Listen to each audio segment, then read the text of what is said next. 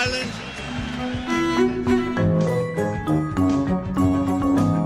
I want you to use my words against me.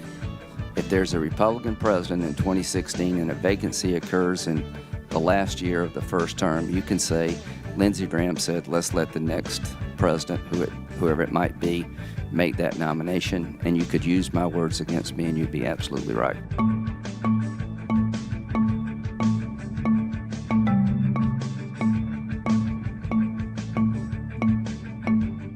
You don't even have to be convicted of a crime to lose your job in this constitutional republic if this body determines that your conduct as a public official is clearly out of bounds in your role. From my point of view, to impeach any president over a phone call like this would be insane. And the big problem I have, if we don't get to call meaningful witnesses, direct witnesses to the point, is that you're basically changing impeachment. I am clearly made up my mind. I'm not trying to hide the fact that I have disdain for the accusations in the process, so I don't need any witnesses. Some people have said, I won't vote for impeachment. Some House members have said, I will not vote for an impeachment. Let me tell you, please don't say that until you understand what you're voting on. The Senate has a constitutional duty in holding this trial and comprehensively evaluating the case. Agree? No, it doesn't say that in the Constitution. Members of the Senate have said, I understand everything there is about this case, and I won't vote to impeach the president. Please allow the facts to do the talking. I am trying to give a pretty clear signal. I have made up my mind. I'm not I trying wasn't to in any pretend doubt to be at this a point. fair juror here. If Jeff Sessions is fired, there will be holy hell to pay. The president's entitled to Attorney General he has faith in. He's a race-baiting, xenophobic, religious bigot. No, I don't think he's a xenophobic, race-baiting, religious bigot. As president, he doesn't represent my party. He doesn't represent the values that the men and women who wear the uniform are fighting for. Mr. President, thank you for being the best commander-in-chief since Ronald Reagan. I think he's a kook. I think he's crazy. I think he's unfit for office. You know what concerns me about the American press is this endless attempt to label the guy as some kind of kook, not fit to be president. Donald Trump is the most unelectable Republican I've seen in my lifetime. You're going to kick their ass in November.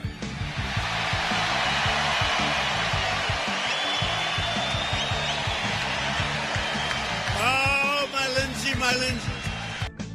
And you know how you make America great again? Tell Donald Trump to go to hell. Mr. President, everybody in this room has one thing in common. We all have your back. Oh, my Lindsay, my Lindsay.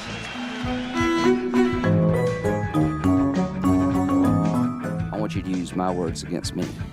If there's a Republican president in 2016 and a vacancy occurs in the last year of the first term, you can say, Lindsey Graham said, let's let the next president, whoever it might be, make that nomination, and you could use my words against me and you'd be absolutely right.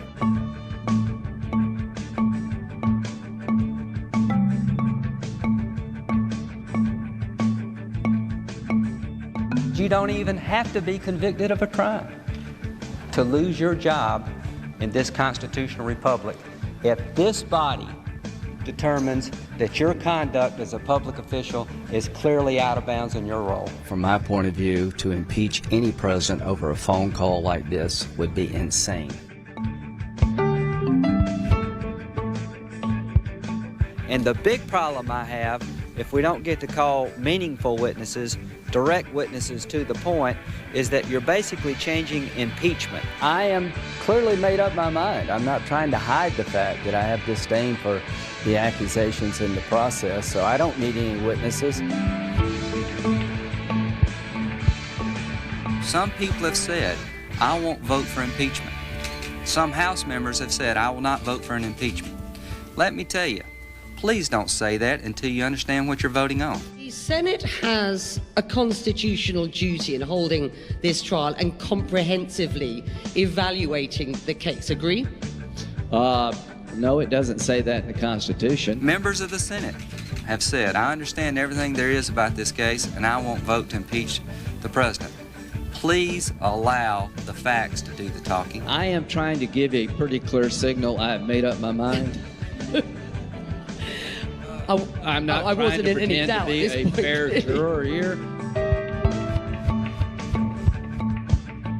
If Jeff Sessions is fired, there will be holy hell to pay. The president's entitled to attorney general he has faith in. He's a race-baiting, xenophobic, religious bigot. No, I don't think he's a xenophobic, race-baiting, religious bigot. As president, he doesn't represent my party. He doesn't represent the values that the men and women who wear the uniform are fighting for. Mr. President, thank you for being the best commander-in-chief since Ronald Reagan. I think he's a kook. I think he's crazy. I think he's unfit for office. You know what concerns me about the American press is this endless attempt to label the guy as some kind of kook, not fit to be president. Donald Trump is the most unelectable Republican I've seen in my lifetime. You're going to kick their ass in November.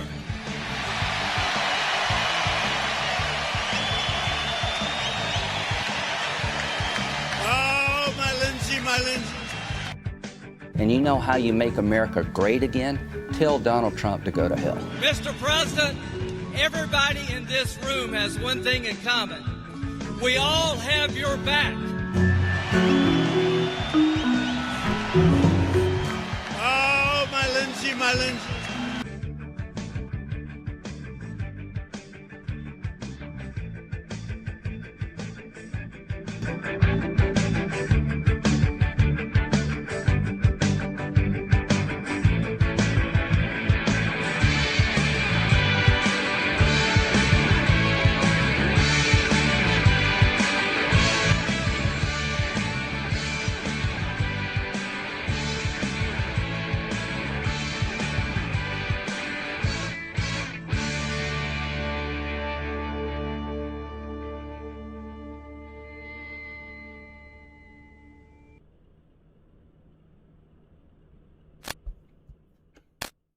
Hello, how you doing? Welcome to another Chud Watch. It's been quite a while since we did one of these, but I thought, why not? My wife, along with some internet posts recently, have familiarized me a little bit with the Republican Colorado gubernatorial candidate, Victor Marx. So we're gonna take a look at some of his stuff today. Should be fun. And that's pretty much it. We're just gonna check him out today. Should be good. Hey, Just a Peach, how's it going? Let's see what else is going on in chat. Hello, everyone. Hope your weekend has been good. Fennikagami with a 160 stream streak says, I heard of this guy. What do you think his odds are, considering how baby-brained Republican voters are?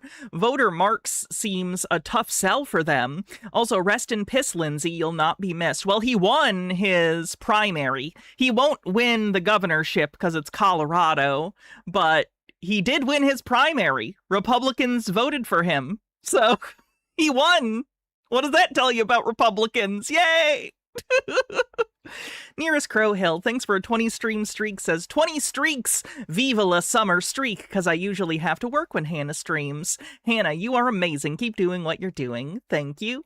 Jay's a proxy with a 460 stream streak says, called my grandma. She's in the hospital. I didn't want to bring up Graham, but she said, Jasa, did you hear the good news? And we talked about the good news. That's great. Wannabe with a 90 stream streak says, made it to 90 with a wonderful Hannah Reloaded and hope for many more watch streaks to come. I hope so too. Unstable Deadbeat with 36 months says, my third sub anniversary, a fourth sub baby on the same date. What's this sub baby's name? This sub baby's name is going to be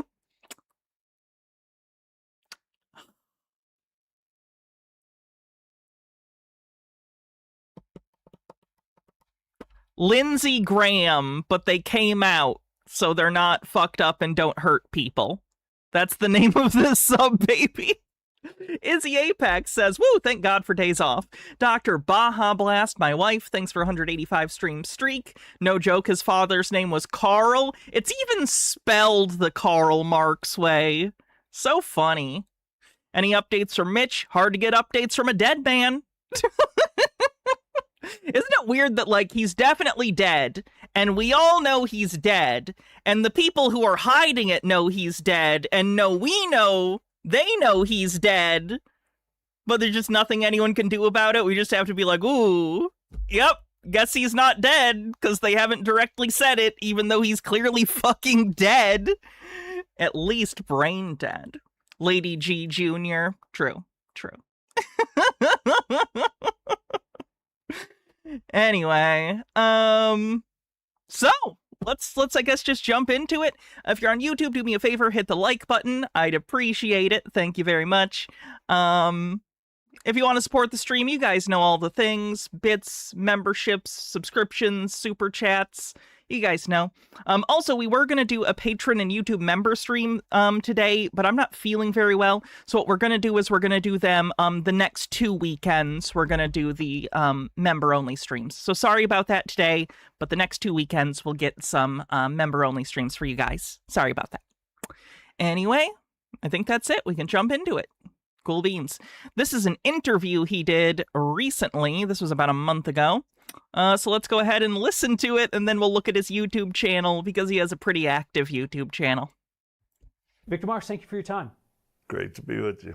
So you have agreed to debate your Republican opponents on 9 News next week, and that discussion is going to Yeah, I believe he ignored several debates initially. Focus on policy. Sorry, Lady Ann. Lady Ann with 68 months says, so close to the funny number. Hoping Mitch is around on the 5th, or announced on the 15th, my sister's birthday. Charlie was kirked on my daughter's birthday. Very nice. Very nice. Altered Undying says, I don't believe this is AI. I want to share. Let's see. Weekend at Mitch's. Oh, that's pretty good. And Bumble Homestead, thanks for gifting a sub. People with 40 bits says, did you hear the news? Lindsey Graham went to Ukraine to get Coach Red Pill updates. I just heard Lindsey Graham spoke to Mitch McConnell for about 20 minutes. He's fine. Hype Train, by the way. If you want to help out the Hype Train, you can always use bits or super chats, or rather, sorry, bits or subscriptions here on Twitch. Conversation here is going to talk about your backgrounds and your qualification. Great.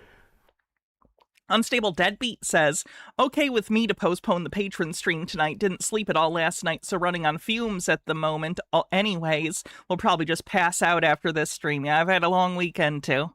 I worked a really long shift yesterday. The stories that you tell about your life and your accomplishments are extraordinary. How much of it's true? All of it. Easy enough. You describe yourself as a high-risk missionary, a renowned...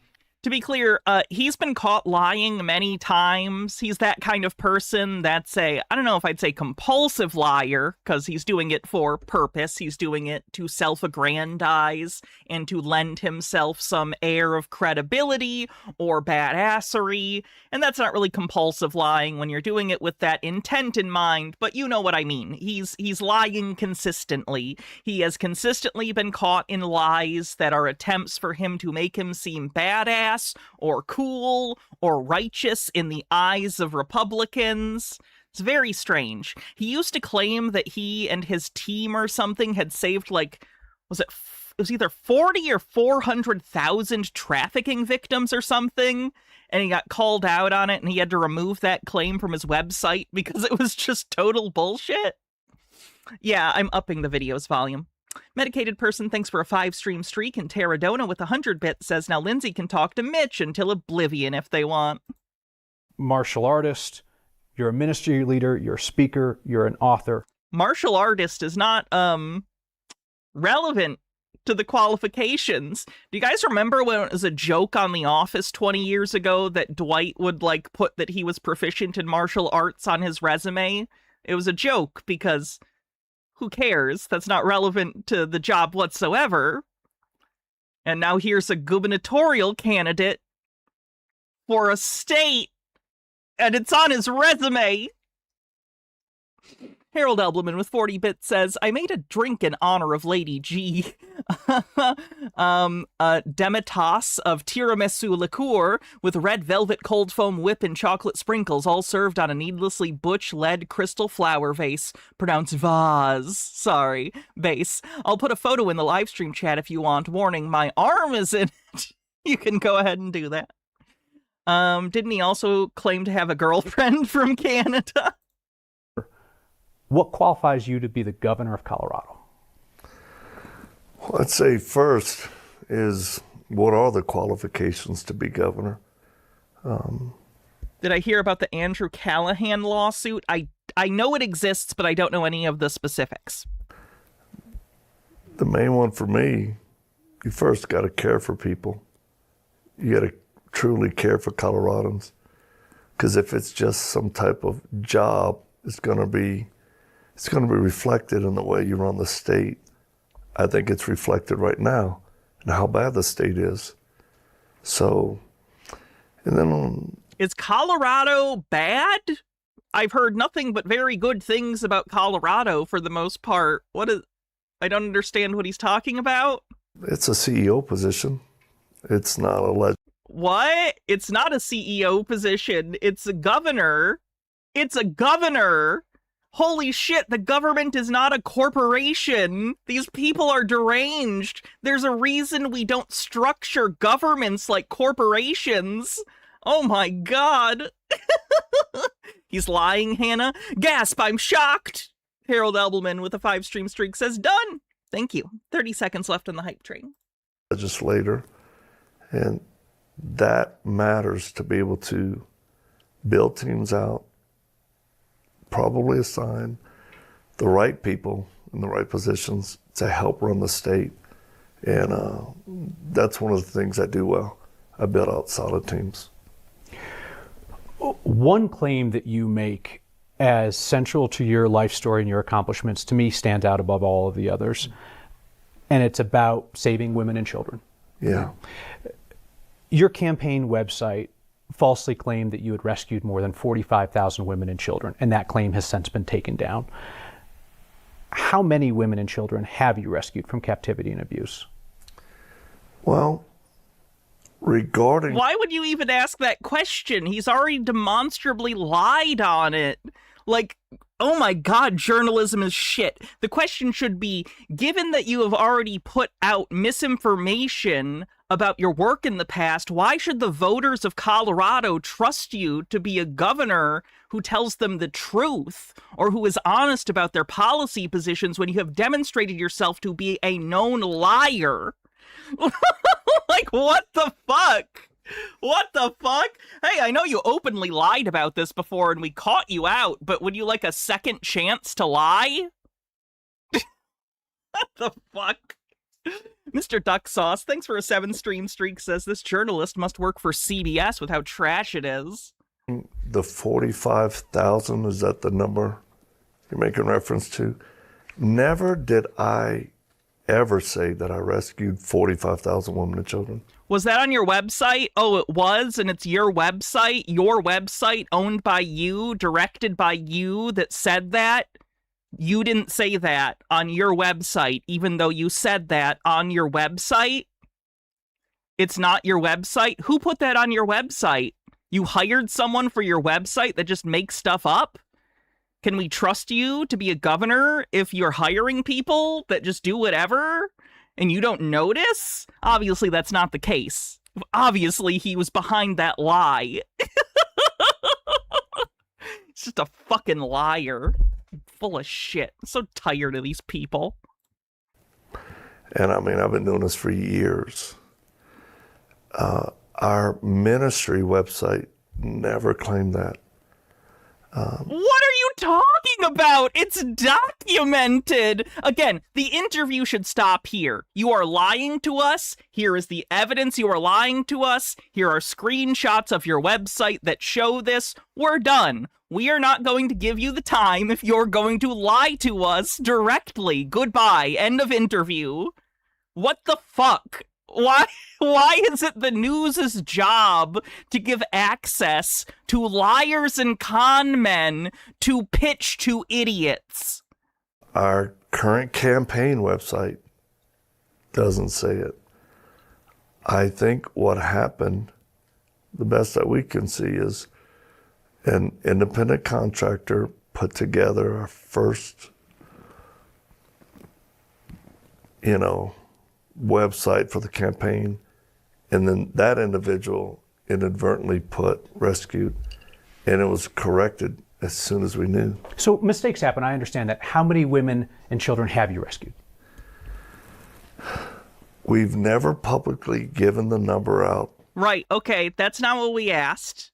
He asked you the number, so are you going to give the number, even an estimate?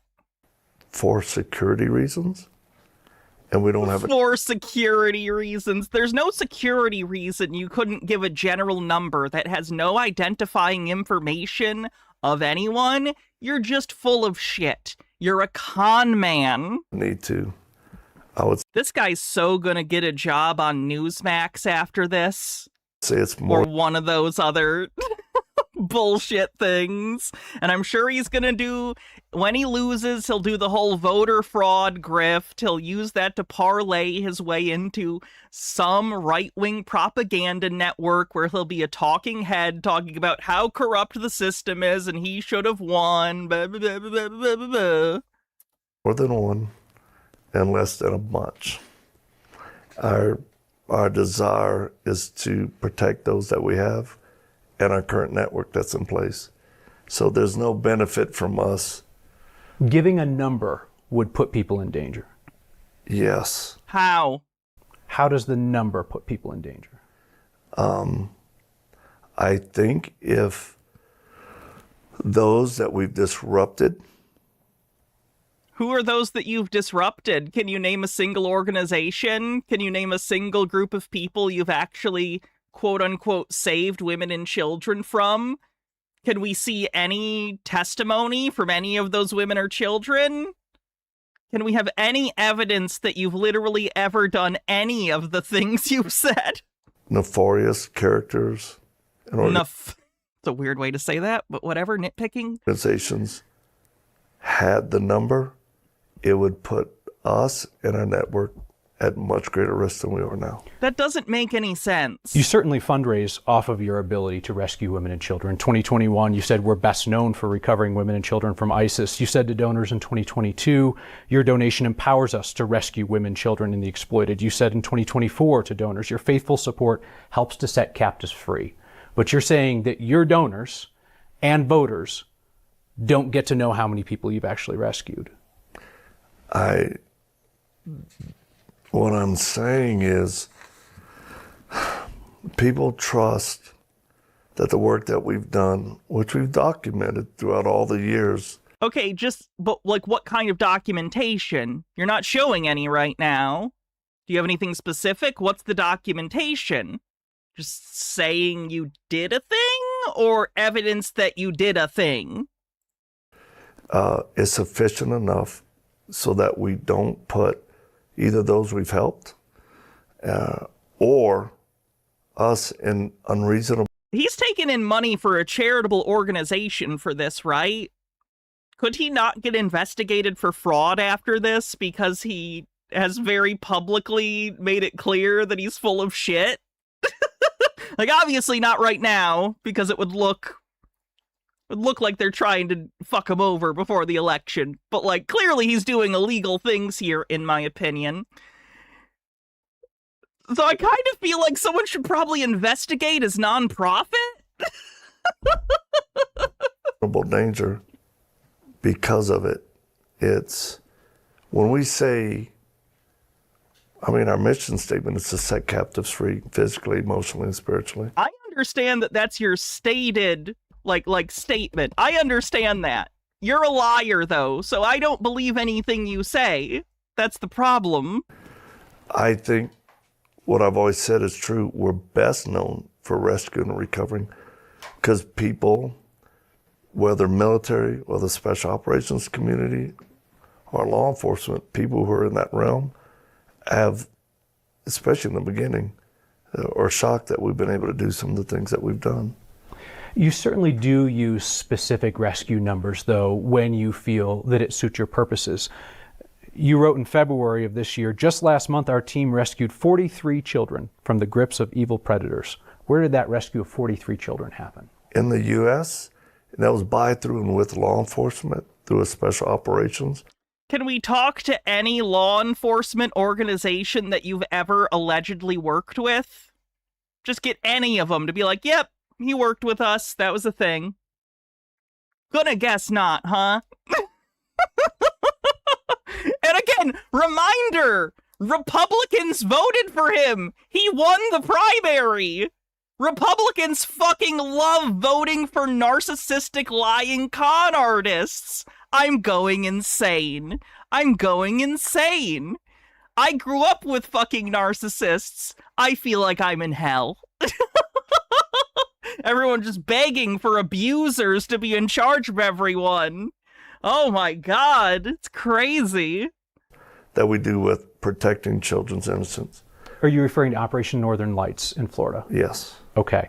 So the U.S. Marshals named 25 partner agencies, including 2 rescue ministries that were involved in that operation. They said nothing about you and your ministry. True, fair play to the main Democrat guy. But you're claiming credit for those 43 Fuck that guy.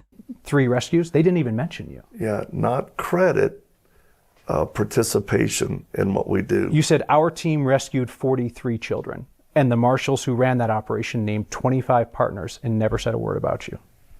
Does that mean we didn't help them? Likely, yes, likely. He won by under 3,000 votes. You know what it's called when you win by under 3,000 votes? Winning! No, I'm just curious why you think that is. We don't require that we be listed or named in any operations. Sometimes they do, sometimes they don't. Can you show us ones where they have? I'd love to see ones where they have. I dropped my cap. When you say our team rescued 43 children, what did your team specifically do? Well, when I say our team's expanded associate team members in what we do. We were part of seeing 43 kids being rescued. What part? Training, equipping. Again, the Protecting Children's Innocence Task Force, we come alongside to help law enforcement. In what capacity? Do what they do best. Do I support Trump? No. I tend to not support pedophiles and narcissistic fucking crazy people. Folks grants. When I can help it. No, I'm a leftist. So that they can hire officers, they can buy vehicles, they can get technology, that kind of thing. And your own organization, PCI, says that you do so without directing cases. So you're not actually involved in the actual rescues themselves in those situations. The kinetic rescues here in the U.S., no. No. So when you say our team rescued 43 children from the grips of evil predators, you mean to say your organization gave a grant to officers who went out and rescued those kids? Well, were any of those officers here at our retreat center getting trained? It doesn't matter. That could have been. When were those MOUs signed? Because I see dates in September of 2025. That raid was in late 2025. Yeah. You would need to check with Buddy Jericho, who's the commander of the task force. And your campaign manager, right? Yeah. Yep. I don't hold on to those details like that. Okay. I want to talk about some of the specifics of what you will share about your rescues. You said... Mr. Duck Sauce with a link. Can you give me that link not on X? Like in a... I forget what it's called. There's a website you can plug an X link into, and then it makes it so you don't go to X. Not clicking on the link unless it's not X. You've performed more than 130 missions to rescue women and children from terror and abuse. Yeah, X cancel or something. Your organization says that you've saved women and children from 30 nations. 30 nations. That's a lot of countries. Could you list off a bunch of those for me? Start with the first. Yes, sir. says that you've saved women and children from 30 nations. 30 nations. That's a lot of countries. Could you list off a bunch of those for me? How many countries can this man actually name? Start with the first. Yes, sir. What did I say? You said that, it's in 2024, you said that you've performed more than 130, quote, missions to rescue women and children from terror and abuse.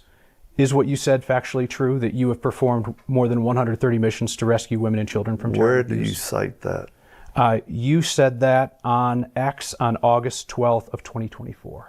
That's not something I believe I would ever Here it is. Here's the screenshot. What do you mean? say. Your full quote was, I wrote this book, Dangerous Gentlemen, Yes. after 130 plus missions to rescue women and children from terror and abuse. So that's not true, what you wrote. I wouldn't, that doesn't sound accurate. Okay, then why did you write it? You wrote it. That I would specify how many missions. Look it's here. Show him. If you don't print out the fucking tweets, what are you doing? Print it out. Be like, here, this is it. I have it. Look at it. Look at what you wrote. Stop denying reality. It's right here. You cannot sidestep this. Okay, I'm happy to provide you with a copy afterwards. Thanks. Yep. Your organization claims that you've saved women and children in 30 nations, and I was wondering if you could list off a bunch of those countries. Saved or helped? Okay, just name 5 countries that don't include the U.S., Canada, Mexico, Israel, or I guess he wouldn't count Palestine, would he? Name 5 countries that aren't current or former Commonwealth nations. Quote, saved women and children in 30 nations. That was from the Protecting Children's Innocence Task Force fact sheet. Well, I would say check with Buddy. Again, our commander. I don't hold on to stats. But I mean, like you're the Can you name a few of them? CEO of the organization. If you really have saved women and children in 30 nations, you could name off a bunch, right? I don't memorize every place that we've gone. Okay. That's why I got to pass. Okay, do you remember any of them? You don't remember? You went to upwards of 30 different countries, and you don't remember any of those trips. Even if you didn't go on every trip, you went on none of them? You never went to another country, and you don't remember any of it. That's absurd. What a stupid lie. Passport. You said that you have, quote, never failed at a mission, which is quite a claim. Yeah. I mean, elite military units would envy that success rate. In decades of... Okay, I'm gonna be honest. I'm a bitch, so I was harsh on this journalist at the beginning. But he is asking the questions and pressing him. I'm sorry I was a bitch. This is why I can't have a real job or be like an actual media personality. I'm just like an overconfident piece of shit. And I'm impatient. It's all right. You get me instead. So I guess there's that. You got that going for you. So that's pretty good. Of what you describe as this high-risk work, you've never had an unsuccessful mission. I would say we've accomplished the mission and never failed at what we were wanting to accomplish. I mean, there have definitely been challenges and variables, but yeah, we're really excited that we've been able to accomplish what we have. Yeah, that's my problem. I can't do tactics. I want to return again to the core question about what I think is the biggest claim that you make about your life's accomplishments, this idea of rescuing women and children. That's pretty great qualifications for being a writer for InfoWars. I wish I could be a writer for InfoWars these days. Share the number of missions that you've supposedly gone on, these rescue missions, 130 plus. You will say how many countries you've supposedly rescued women and children from, 30. You will share very specific totals of individual operations, like the 43 kids in Florida. Yeah. But you won't provide a total number. No. Because it will endanger... Sounds like you might be neurodivergent, Hannah. Yeah, I've never considered that before. By the way, have I spent hundreds of hours explaining my meticulous, fucking stupid Blu-ray collection? I don't like trains, though, so that's pretty good. Danger, safety, and security. Of everything that we do. Let me throw out another theory about why you won't share the number. Well, let me ask you, Why do you think it's so important that we present the entire number?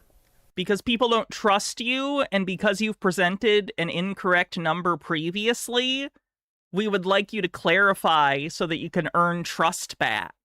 Do you understand that when you do something that's a clear lie, it makes people not trust you anymore? And then if you want to build that trust back, it takes more than just time. It also takes effort.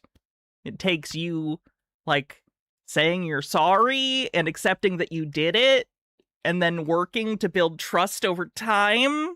Why?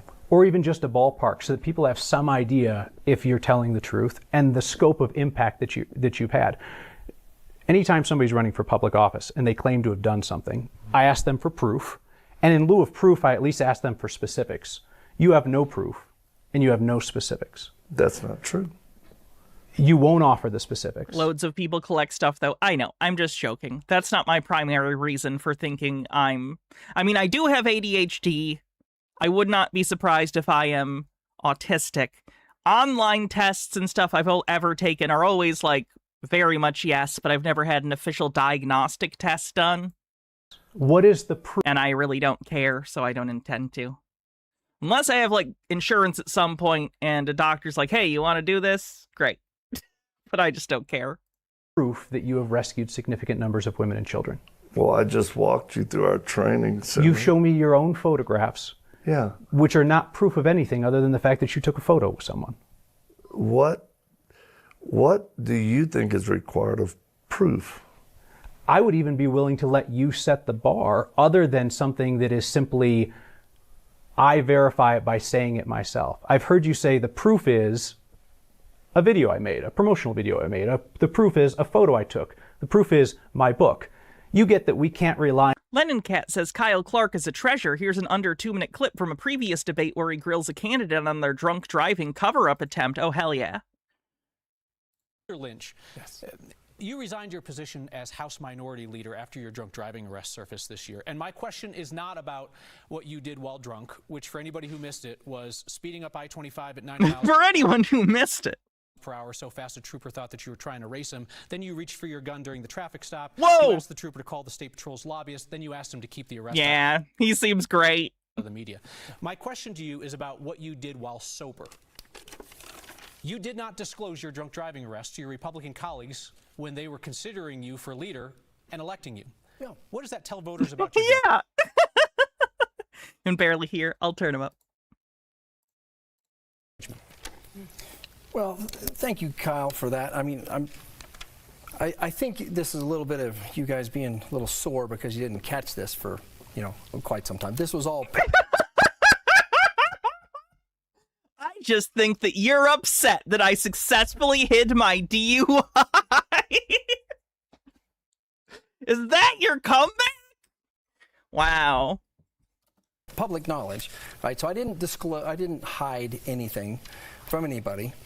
And I'll be honest with you, I had 2 seniors in high school at that time, and they didn't need to go through that publicity. Oh, fuck you! It would not have been you fucking slime in the dirt.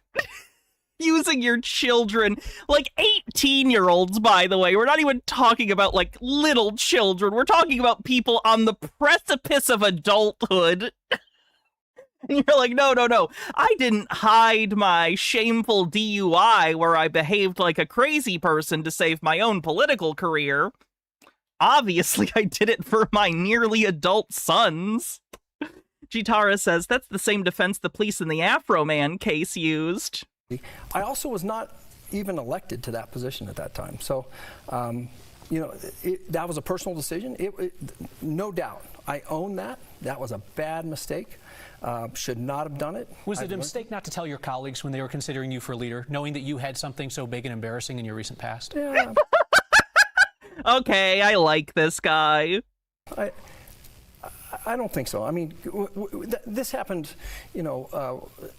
at a time that was, this was before even we had theater incidents or anything else that was embarrassing to folks. And so, no, serving in public life is What's a theater incident? hard work.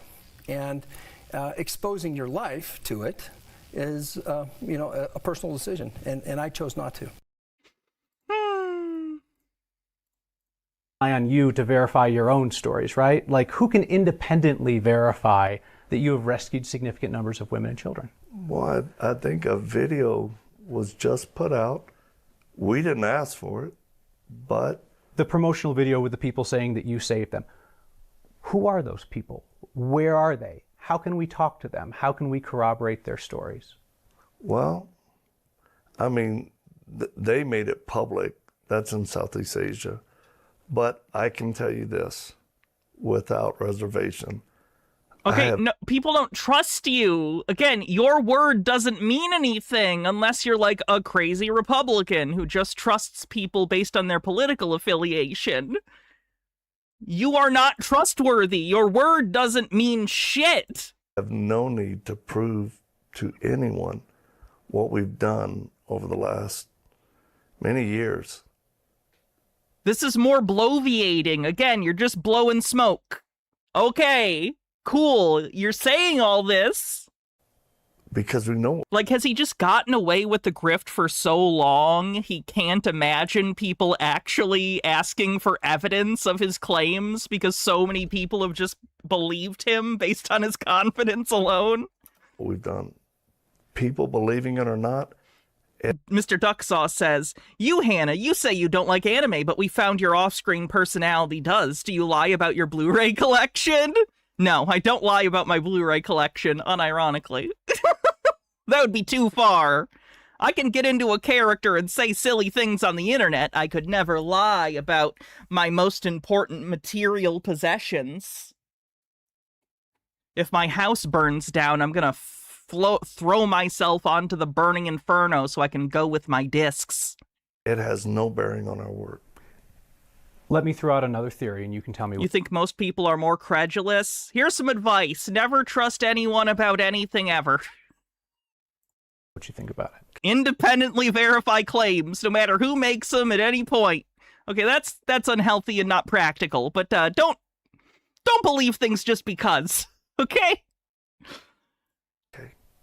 What if certainly not outside of your interpersonal relationships with people you actually trust. In parasocial relationships or dynamics where it is a politician or a business person or someone trying to get something from you, even just to convince you to be on their side, you should not believe them out of trust. You should believe them based on evidence for their claims. I'm so tired. The reason this goes doubly so for people you believe or trust, by the way, like politicians or whatever. If they say something that sounds good to you and you like, you should triple check that, because we're very susceptible to agreeing to things that sound nice to us even when they're not true. So just be skeptical. That you won't say how many women and children that you've rescued is because that number is actually quite small. But admitting that would hurt your fundraising. Just any excuse to flaunt the Blu-ray collection, eh? Yes. Literally, yes. It's my one goal in life, to get more movies. And now it would hurt your political campaign. And someday to get hot. I'll do it. Someday. So I just need Ozempic. Cite individual stories of rescues. This one story in depth. This one story in depth. And the backdrop needs straightening. Does it? It's fine. Then you tie... Altered Undying says, have a cleanse. Here's a commission I'm working on. Oh, that's cute. Oh. It's like a little, I forget what they're called, cameos, I think, the little thing, but it's like shattered. Nice. Good aesthetic. Those individual anecdotes together with big numbers, like we've helped 45,000 women and children. And if Graham Plattner was an example of what she's talking about, absolutely. The fact that he didn't got, like, the moment of the tattoo thing kind of throws me the fuck off, but whatever. Toreador says, Hannah, you say that like you're not already hot. Triceratops mommy, ooh-woo. People think that your operation is bigger and more impactful than it is. It helps you financially, and it now helps. Oh yeah, Harold Edelman, she does all the time. It's a mental thing for me. I can't take compliments. I look at myself in the mirror and I don't see good things, but I'm told that I have body dysmorphia on top of dysphoria. So, who knows? You politically. I don't think that's true. And whether people think we rescued 1 or 100 or 300 or 3,000, I think the response is still going to be the same. We're doing the work that we say. We don't know you are, though. That's the question. We're being nice and tiptoeing around that we think you're a fraud. This is a fraud. You're doing a fraud and you haven't rescued a single person. So can you prove that wrong? We do. And if people want to give, we're not some big marketing machine. If people want to give to the ministry, like we don't even do fundraisers, they give. If people want to support me as a candidate based on my life or what we've done, that's just one aspect. They can. But I'm a person of integrity. It's disheartening when you think your side is better than that and it proves you wrong. Here's the thing. If Graham was a Republican, he wouldn't have been made to drop out. That's all I'm going to say. It's still disheartening. It still sucks. But there is a difference. If he was a Republican, he would not have dropped out, and he might have won. That won't compromise. So there is a difference. People get in, but at least when they get caught on this side, there's generally less tolerance for that kind of shit. Or risk. Always. I'd rather be misunderstood than risk putting anybody in danger or network or... What a shitty rhetorical tactic to be shielded by potentially fake victims. Kids or women that we've helped because we still do the work. Do you have any evidence you do this work?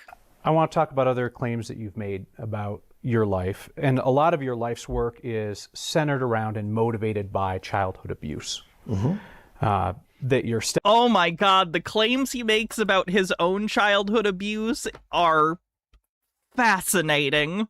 Stepfather forced you at age 3 to behead a cat and put it on your head. One moment. Yeah, please. Motivated. What do you mean by that?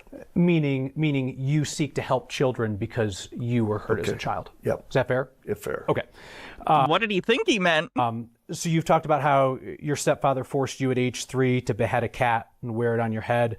That your stepfather made you... It was the carcass of the cat. Carcass of the cat. That your stepfather made you shoot and kill a man when you were 7. Yep.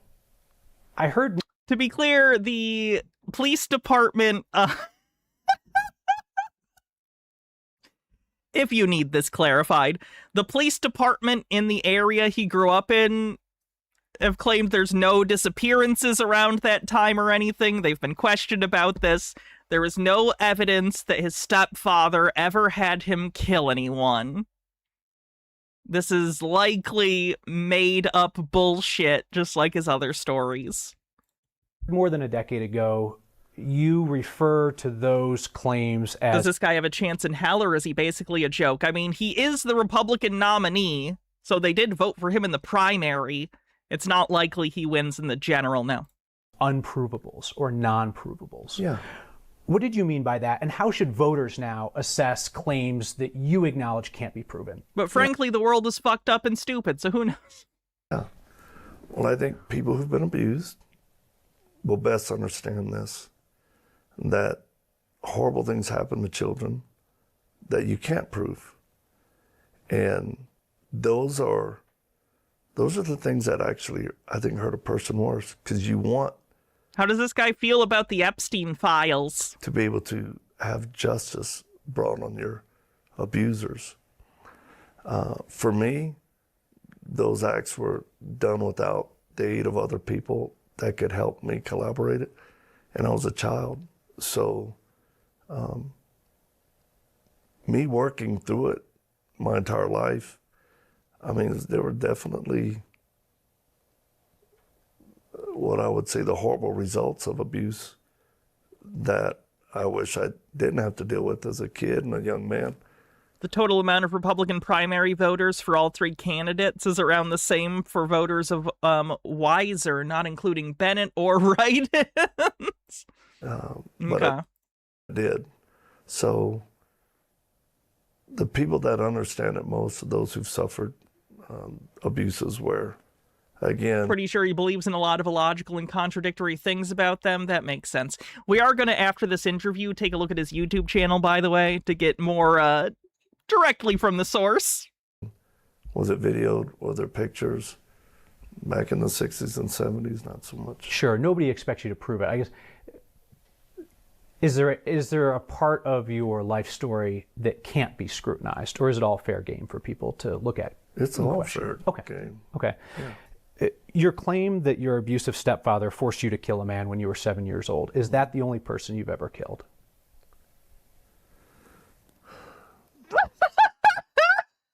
The pause!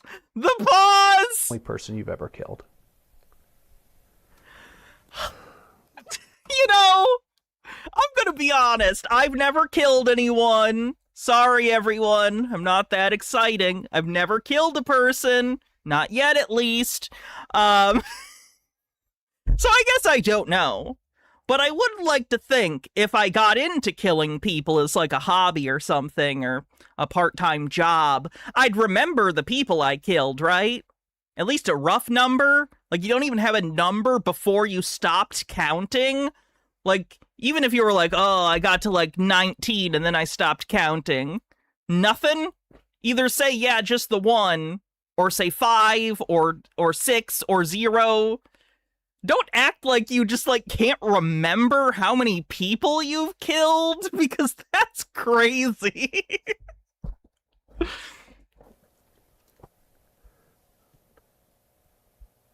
Oh, wow, it's like a long pause, too. Well, I would say, as a child, yes. I mean, without question. But I've been in other situations where, you know, possibly people or persons died as a result of me defending myself in other countries. Okay, but you would remember, right? Like, if you killed someone in self-defense, like, is this guy such like a sociopath? He doesn't understand that to a normal person, like a normal, not insane person, if you kill someone in self-defense, you killed a person and you remember that. Like, they're not an NPC. Your brain doesn't go, oh, they're trying to hurt me, therefore, whatever. It's still traumatic to murder a human being for a normal person. What the fuck are you talking about? There's no count on that, and there's no photos but that. Right, but you don't have a tally mentally? You don't remember situations where you were in such a risk for your life, you had to shoot someone. Those would be really intense moments of danger and panic, and I need to make a decision right now in a split second. And you don't remember them specifically? Even vaguely. Was something as a kid, without a doubt. Yeah. Do you think... What does this have to do with governing Colorado? It helps when a governor isn't, batshit insane. Does that clarify? Think that you've killed people as an adult? Does it matter? Yeah, it does matter if you killed people as an adult. Comrade Simon, thanks for 7 months. I'd say so. Why? I killed... What do you mean, why? Why does it matter if you've murdered people? Oh my god, the horrors I'm going to live to see are truly a weight that I cannot bear. Killing somebody's a pretty weighty thing. If someone's trying to kill you or you're in combat? It's still a weighty thing to take somebody else's life. I mean, it could be self-defense, it could be justified, but it's still a weighty thing. So I'm just asking you, how many people have you killed? Well, if I did, I wouldn't be telling a reporter sitting here in my training center. How about voters? Would you tell voters? There's no need. Is he a veteran? I have no idea if he actually is. I don't think that's know. important. It's actually... Chitara says, when I'm in a psychopath competition and my opponent is a weird Republican. Kind of. He served from 83 to 86. Were we in open combat during that time? When was the Gulf War? 90s, right? Because it was George Sr. It's an odd That was still Reagan years. question to me. It's funny you describe it as an odd question because you actually talk about the idea of killing people with He's a vet, but he's never been deployed. Frequency and why it's a necessary thing to do, killing people. You said on NRA TV in 2017, now a lot of them just got to be killed. I've had them shoot at me and I had to shoot back. There's a time and place to eliminate the enemy, and you have to. You said on Jeff Lerner's podcast in 2025, some people have to get killed. Some people have to die. But it's an odd question to ask you how many people you've killed. Yes. What? Okay. You claim that you once called in a U.S. military airstrike that killed 70 ISIS fighters. I didn't realize that civilians could essentially facilitate military airstrikes. Could you walk me through how that worked? No.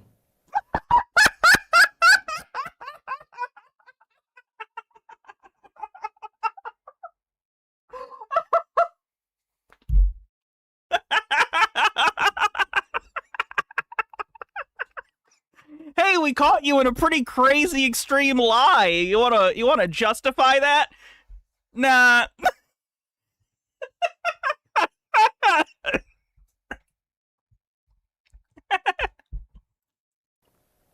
You've previously spoken about the details. Didn't say them. Well, I don't want to read back your own words to you. I'm curious how you would describe the act of calling in a military airstrike that killed 70 people. I'd like to hear my own words. Honestly, I don't want to spend our interview time reading your own words back to you. I'd rather ask you some other questions that I think are of pertinent interest. You told a church congregation earlier this month that you caught child traffickers at the U.S.-Mexico border and, quote, made them pay a price. He thinks it's a total Chad move. Oh, it's worse than that. He's right for Republicans. A primary feature of Republicans, I don't know if this is strictly a modern feature or if it's a feature of all far-right movements, but they take great pleasure in denying reality as a power move. Someone pointing out that you lied to their face and them presenting evidence to you and you still saying, no, you're wrong, I'm right. Republicans love that shit because it's imposing your will on people. They love the idea that reality doesn't matter. My power matters. It doesn't matter what reality says. I'm telling you no, and I'm asserting dominance in this social reality, and therefore, what I say goes. Republicans love that shit. They don't care about reality. They care about a layer of social hierarchical reality that they project onto society. It's a show of force. It's a show of strength that one can successfully brute force reality. Can you tell us what your ministry was doing catching human smugglers at the border and what the price was that you made them pay? We were working both with the National Guard and the Border Patrol. And we were helping children and women crossing over. That was that night. That was memorable. But receiving kids crossing the river, it was a horrible reality. And then later that night, in a different part of the river, we caught men smuggling children over. And we were, again, the Border Patrol took care of that. When you say the words, we caught them, do you mean your team caught them or you watched the Border Patrol catch them? We identified them. We were by ourselves. And then we brought in Border Patrol. And then you said, quote, we made them pay a price. What was the price that you made them pay? Consequences through the Border Patrol. Last night when you told the same story at your town hall, you said... Trey says, so a key feature of the modern right is to no small degree a result of their policies routinely just not existing or working. In reality, they have insisted for entire lives that lowering the taxes for the rich will increase the quality of life and wages towards the common person, but that has been shown since the 80s to not be the case. Anytime that you approach conservative policy with facts and figures, it falls apart, so this has led to a war on objectivism. Ironically, their war on objectivism is using a lot of political objectivism. Can I point out how big of a dickbag Ayn Rand is for calling her political philosophy objectivism, by the way? I have a new belief system. It's called everything I think is objectively rightism. We caught guys bringing kids in, they got their feelings hurt. You use that phrase, hurting people's feelings, frequently for acts of violence, right? Beating somebody up, shooting somebody, killing somebody. Did any of those things happen to those smugglers that you caught when you said they got their feelings hurt? Hey, MSR. I believe when I use the term feelings hurt, that could literally mean hurting someone's emotional feelings and sometimes other things, but we were not involved in any acts of violence against those traffickers. They were arrested by Border Patrol. To be clear, if this situation even happened, were they traffickers or were they people trying to cross the border and they had children and you're calling them traffickers because you hate immigrants that aren't white? There's layers to the lie. I'm not sure which layer to focus on. You perform exorcisms, commanding demons. Oh, yeah. The exorcisms.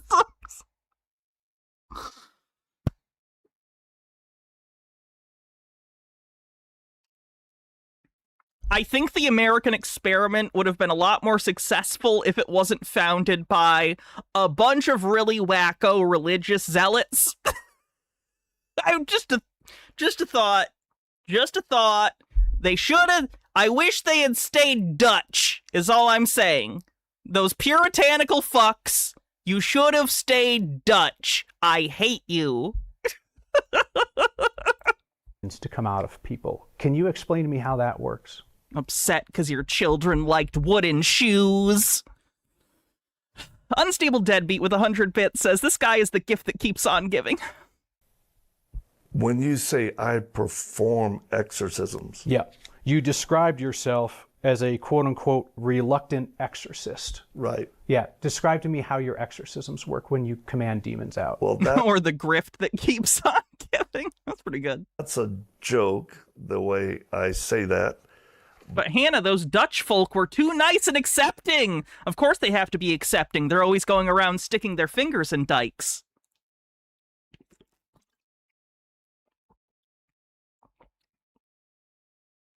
That's a joke. But as a follower of Christ and someone who's very familiar with evil, that's been both forced upon me as a kid and then seeing the effects of it in humans' lives, I believe the Word of God that I can pray for people and see people set free from whether it's demonic oppression. I never call it possession. I believe there's levels of demonization. It's they're not possessed, they're demonized. It's like it's only possession if it's Pazuzu. Any other demon, it's sparkling demonization. Where people are suffering because of evil. But could you explain to folks who have never witnessed this, don't understand how it works? I've heard you describe it a number of times. You've got the two angels with the swords, you've got the circle of judgment, and you command the demons out of someone. Can you explain to folks how that works so they can hear you describe it? Well, I don't command the demons to come out of someone. I think of them as assignments or attachments to people. And we identify the demon. This is something I hate about the 21st century, too. This is probably not a 21st century thing. What am I talking about? This is just a human thing, I would imagine. Sovereign citizens do this, too, when they're like, I'm not a sovereign citizen, I'm a state national or whatever. He's trying to be an exorcist without any of the baggage of calling himself an exorcist. So he's still doing these con man exorcisms, but he's like, no, I'm not an exorcist.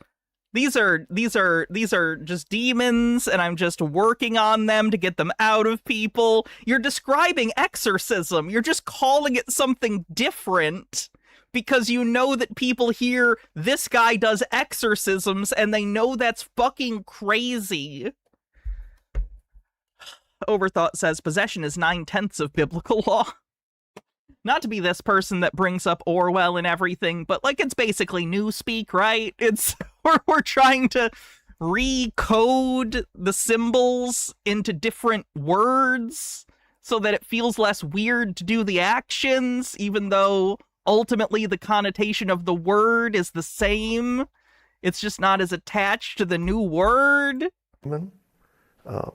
Like Jesus did, we ask what their name is, and then we give them commands, and they very frequently... They try to remove all of the connotations without dealing with the denotations. We will answer through the person's mind. They'll tell us what they hear, and then we destroy them, banish them to perfect judgment from Christ.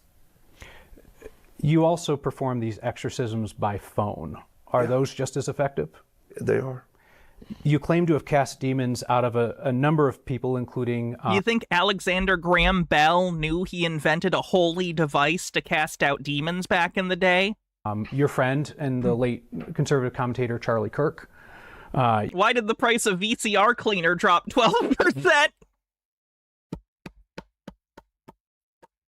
I don't think Graham needs it. I think he's been loose as a goose since '96. You claim to have cast demons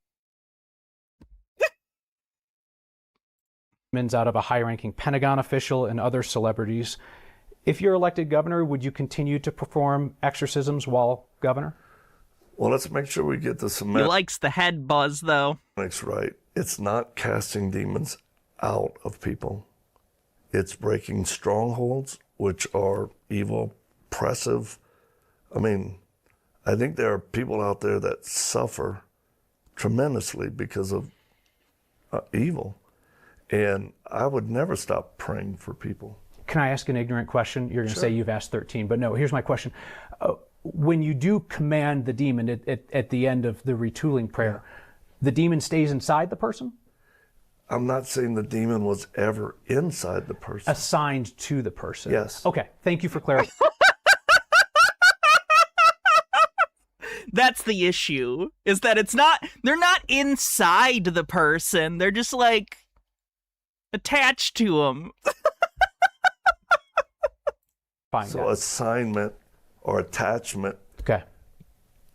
Not inside. What's the part of speech called where it's like under, over, inside, outside, above, below? What's the name for that form of speech where it's like describing a space as a adjective, basically? Antonyms? Someone said, wait, preposition? Adverb. I'm gonna go, wait, no, people are giving me different answers. This isn't helpful.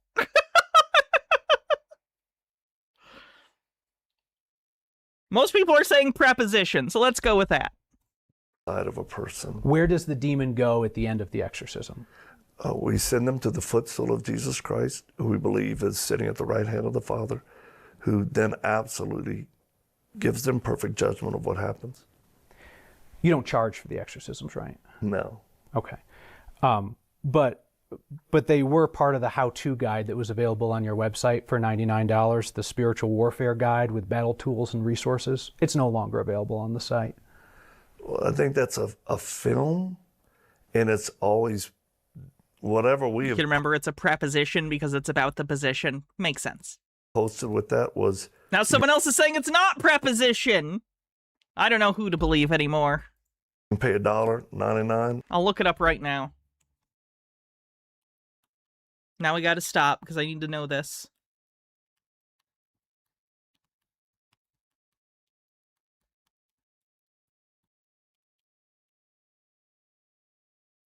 Prepositions. It is prepositions. or yeah. You did have a pay as you could function on that, and the exorcism thing was also part of the Unseen War movie, right? At the end, Right. And when I checked last night, that was on sale on your website for $19.95. Well, that's a film about retooling in the prayer, but we've never charged. I've never looked at a person and asked for remuneration for casting demons to Christ or praying for someone. Gotcha. No, I would never do that. And you and your wife keep recordings of these sessions. Most of the time, yeah. Yeah, where people will often divulge very sensitive, painful things about their lives. Sometimes. And you maintain a recording of those? No, we tell the person to record them. You do not keep a recording yourself? Sometimes we record them if they don't have a phone, and we'll send it to them. But our practice is to say, Kyle, turn your phone on, record this prayer, which is normally 10, 15 minutes. That way you can refer back to it and go, I don't remember what was said, or what did he pray? Yep. That actually reminds me, I think we lost track of a question earlier, because you corrected me on the casting the demons out, and I appreciate you explaining that. So by the last count that I saw, you said you had performed at least like 800 of these exorcisms? It's okay if you don't know an exact number, but I heard you say 800 at one point. Does that sound fair? That does. Okay. Would you continue to perform exorcisms as governor? Well, let's go back to... Oh, God, he didn't say no. You got to change the terminology. They're not exorcisms. They are exorcisms, you doofus. They are exorcisms. You don't get to rebrand exorcisms. Oh my God, William Peter Blatty, I respect you as an artist. I damn you as a person for what you have done and brought back into the world with your fucking Linda Blair pissing on the floor ass film. It's a good movie. Still. They're simply praying for people who are oppressed or have strongholds of evil. So I don't perform exorcisms. So when you called yourself a reluctant exorcist? That's my sense of humor. Okay. Yeah. Right, but it's only funny if it's not funny if it's not related to what you're doing at all, right? It's only funny because it's a description of what you're doing. So commanding demons to leave people alone is not an exorcism? No. No. I mean, I think exorcisms are more performed by Catholic priests. That's not true. There's tons of people who do it when they're not Catholic. Bob Larson, that guy we found more recently. Citronelli, he runs that congregation in New York, I think. What I'm doing is just praying for people who have been oppressed by evil. And it should be disqualifying that you literally believe in demons. Anyone who believes in demons legitimately should not hold any public office or any job. They should all be locked up. The results are astonishing. In a loony bin. In an incredible way. You would acknowledge that there's a difference between prayer, which many people do daily, if not many times a day, and then the idea of giving specific commandments to demons, which is the specialization that you have, that you've taught other people to do. It's different than just a simple prayer. No, it's just prayer. The way that you command the demons to do this and that is just simple prayer? Yeah. Okay. Last question for you. That's it? One more? That's it? I want to be respectful of your time. Thank you. All of us have... His fake smile is killing me. I can see the abusive person underneath. I can feel the vibe. I've lived with that vibe in my youth. Reality of life. All of us have to deal with other people's perceptions of us. Yeah. Everything's happy and good as long as we're in public, as long as there's a camera. Everything's good as long as there's witnesses.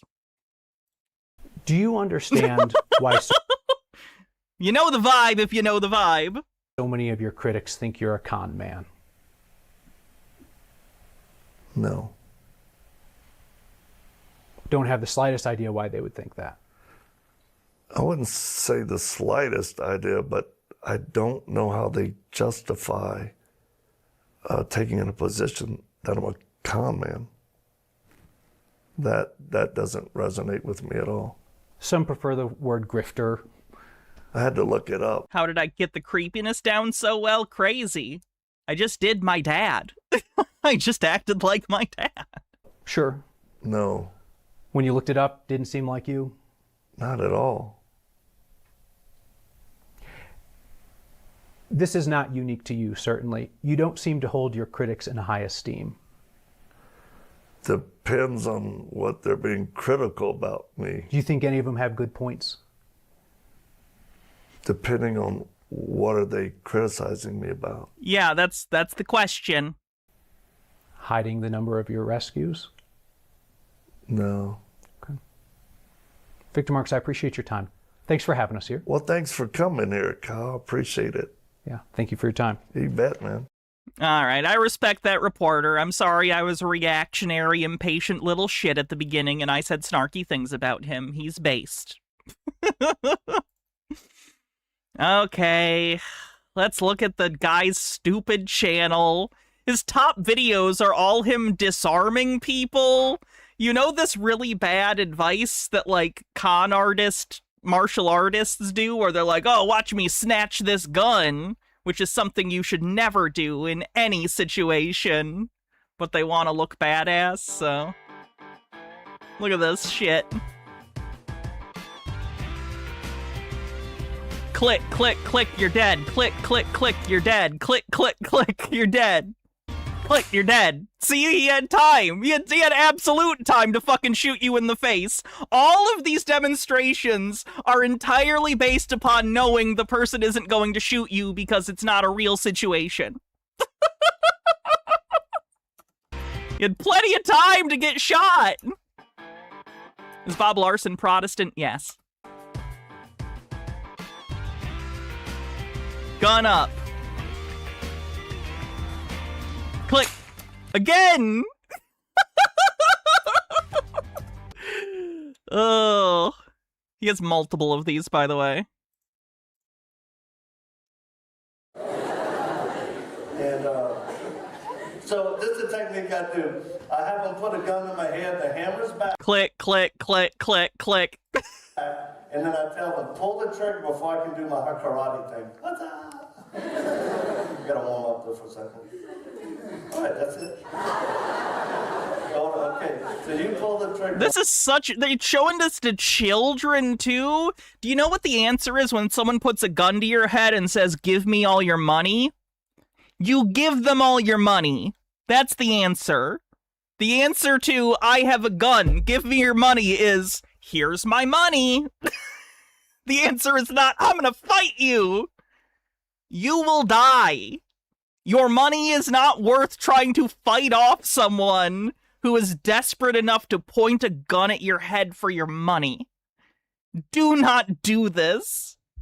Ashley One Up says, I have a 7th degree black belt. I bought it on eBay, but I have one. I'm gonna go to get you ready, and okay, that was kind of fast. They even demonstrated it. We're lampshading? We're lampshading this? Okay, so you pull the trigger when I go to get you ready, and okay, that was kind of fast. Do you own one of these? Okay.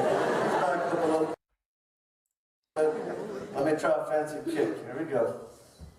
Oh, that one don't work either. All right, I'm not doing good. Let's chamber it all the way. There we go.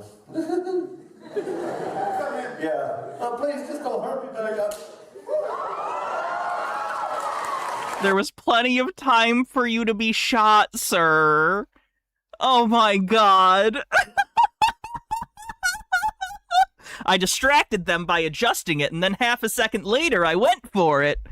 And I'll just have to touch the assailant in real life will just have to let me distract them by adjusting their aim at my head. Fucking deranged fantasy. Start at 15 seconds. Let's see what this is. Oh. Yeah. was that? I mean, yeah, that's pretty awesome, but I feel like he would have shot you from a mile away. Click, no, he click, wouldn't, because bang, you saw how I was bang, zigzagging bang, like this and bang, making bang, sounds. It was bang. distracting. Yeah, but did you ever see Indiana Jones where the guy does the whole sword thing, then he just shoots him dead? Are you asking me if I've seen Indiana Jones? Are you seriously asking me? I've seen that. That is. You're not understanding. Remember it? Yes, but if I were to come at you, it's all about how I. Okay, and. Jitara says, this would only work if he had extra lives, but this is the kind of bullshit Chuds eat up and go, yeah, this guy would be a good politician. I wish everyone wasn't a fucking idiot. I hope someday we fix the educational system. Wouldn't that be nice to live in a world with peers that are, like, not idiots? Like, crazy, crazy idiots? That'd be so great. In that circumstance. That'd be a world worth living in. Maybe you got there a little bit faster. But if I. Okay. I got you again. What if I zigzag like this? It's so easy. He's perfect. He's perfect.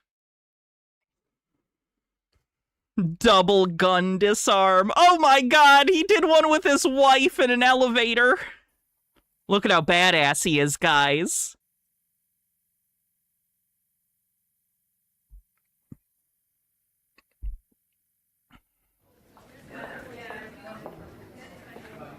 Guys, I produced a video where I did a choreographed fight against people. Aren't I so cool?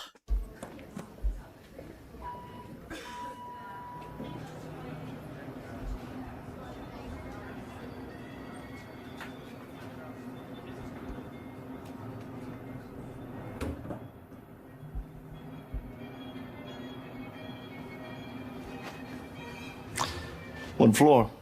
I'll get it.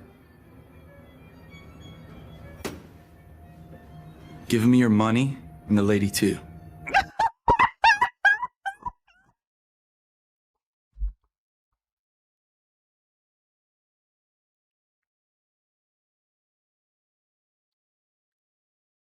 Yep.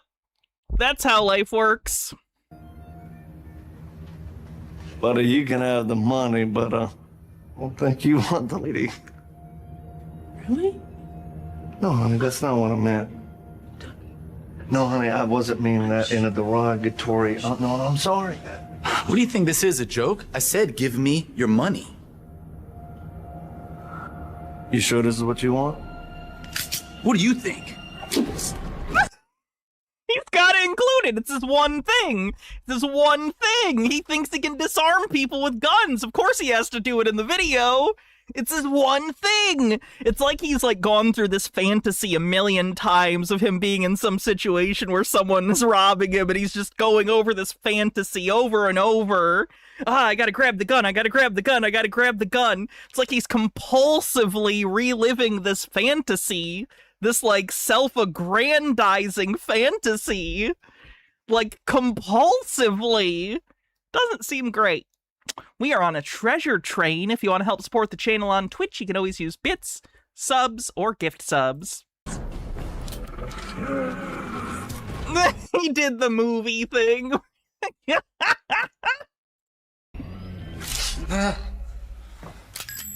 To be clear, you had a gun and then you unloaded it and threw the clip at the guy?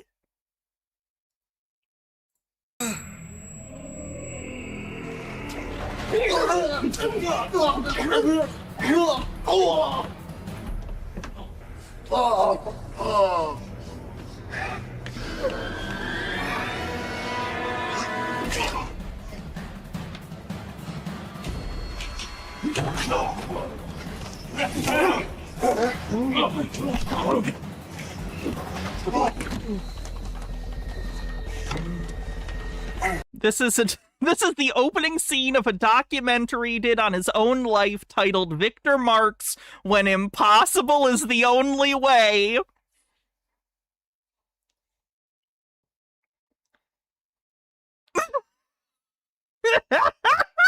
I always start my autobiographical documentary with a fictional scene of me beating up people in an elevator to demonstrate how cool we are.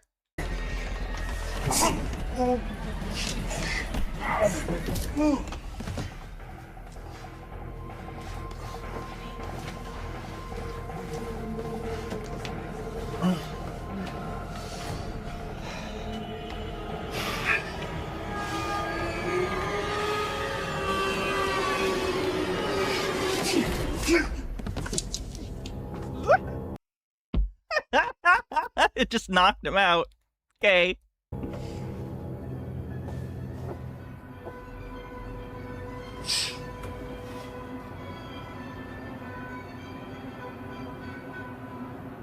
Good catch. And then you just leave him. You don't call the cops. I told you, you didn't want the lady.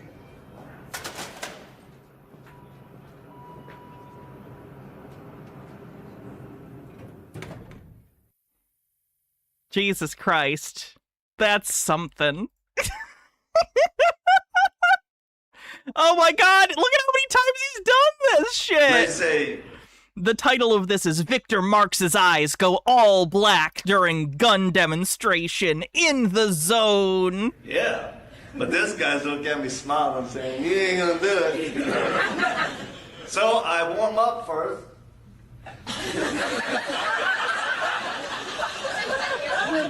Hey, the older you get, the less you warm up.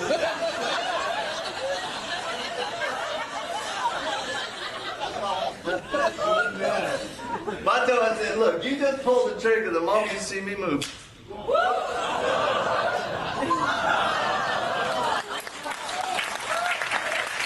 This guy's fucking crazy. All right, let's get beyond the self-defense stuff because he has so many videos like this. He has so many videos of the gun thing. Oh, gives a warning to America. That's from 10 years ago. We probably need some more recent stuff. Let's see what he's done recently. Minute left on the hype train. Let's see what else we have. Top 10 priorities as governor. Day one, I'm signing an executive orders to freeze new regulations in Colorado sanctuary policies and cooperate fully with immigration authorities for... Fuck you. Fuck you. Fuck you. German Cow JJ says, but does he know where the bats are? And Gitara says, is he expecting a mugger to go, give me your money? Oh, wait, you need to warm up? Okay, I'll give you a second. You ready? Now give me your money. It's part of his bit. It's part of the bit. I don't think he's claiming he would do it in real life. It's just humor to go with it. It also adds to the presentation. And frankly, if you saw the other one, it kept going because she shot him. This time, he got to the kid before they shot him, so he acted like that was the whole bit.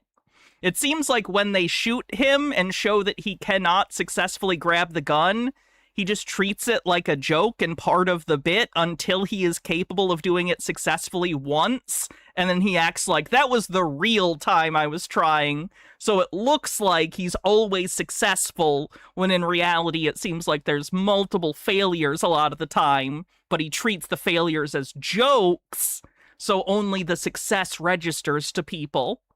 So grifter shit. It's a illusion to make what he's doing look impressive when it is not. 92% to level 3 on the hype train. Thank you, Nemesaur, for gifting 10 tier 1 subs. Bundles of 5 or more are now 35% off. Colorado. We're going to return to some... The voters have spoken. It's illegal for any Colorado official to cooperate with ICE. Polis tried. A judge told him to fuck off professionally. Good. Fiscal sanity. Every cabinet... Fiscal sanity is when you cut the taxes of every rich person and cut services for everyone, and then you just let poor people die while you steal from the working class. Agency will find 10% in cuts within 60 days. That's not reasonable. Any across-the-board directive like that is insane and stupid. We're going to eliminate bloat, and we're not going to let them raid our table refunds any longer. It's our money, not theirs. Our money. Medicaid reform. Medicaid is almost taking up half of our budget. I'm going to audit the rolls, removing ineligible enrollees, and we're going to implement... 07 Thorzane. That's clearly written by AI. What are you doing? Work requirements. What are you doing? That program exists for the vulnerable. Dodger Mutt says this seems like a more impressive disarming bit. Let's see.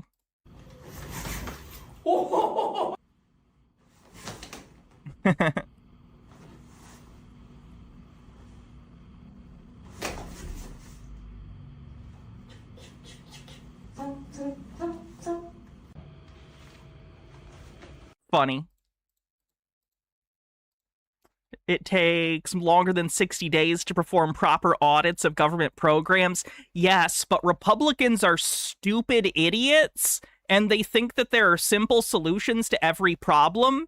And the worst part is they're stupid people that think they're smarter than everyone else. So they hear things like, just cut 10% and do it in 60 days. And they go, see, that's a simple solution. Because they're morons and don't understand how complicated, like, the real world is. Not able-bodied adults who... They have been sold lies by Republicans for decades that the government is full of a ton of, like, random waste for no reason. And it's just, like, generally not the case. Like, in the military, there's a decent bit of it, and I understand there's issues with, like, corruption and government contracting. But for the most part, agencies that aren't military-related are running on fumes already and are underfunded. The idea that there's a bunch of waste is just real stupid. Sweet Lily Love, thanks for 100 bits, getting us over level 3 of the hype train, treasure train. Won't work. I've heard the heart of home caregivers saying they've cut our benefits. Candidates... Oh boy, which party is cutting benefits? Which party, between the two major parties in the United States, runs on cutting benefits? Huh. Who promised they wouldn't cut them, but they approved the budget. We're going to let you keep more of your paychecks. No state income tax on tips or overtime, period. Property tax relief. Anybody need that?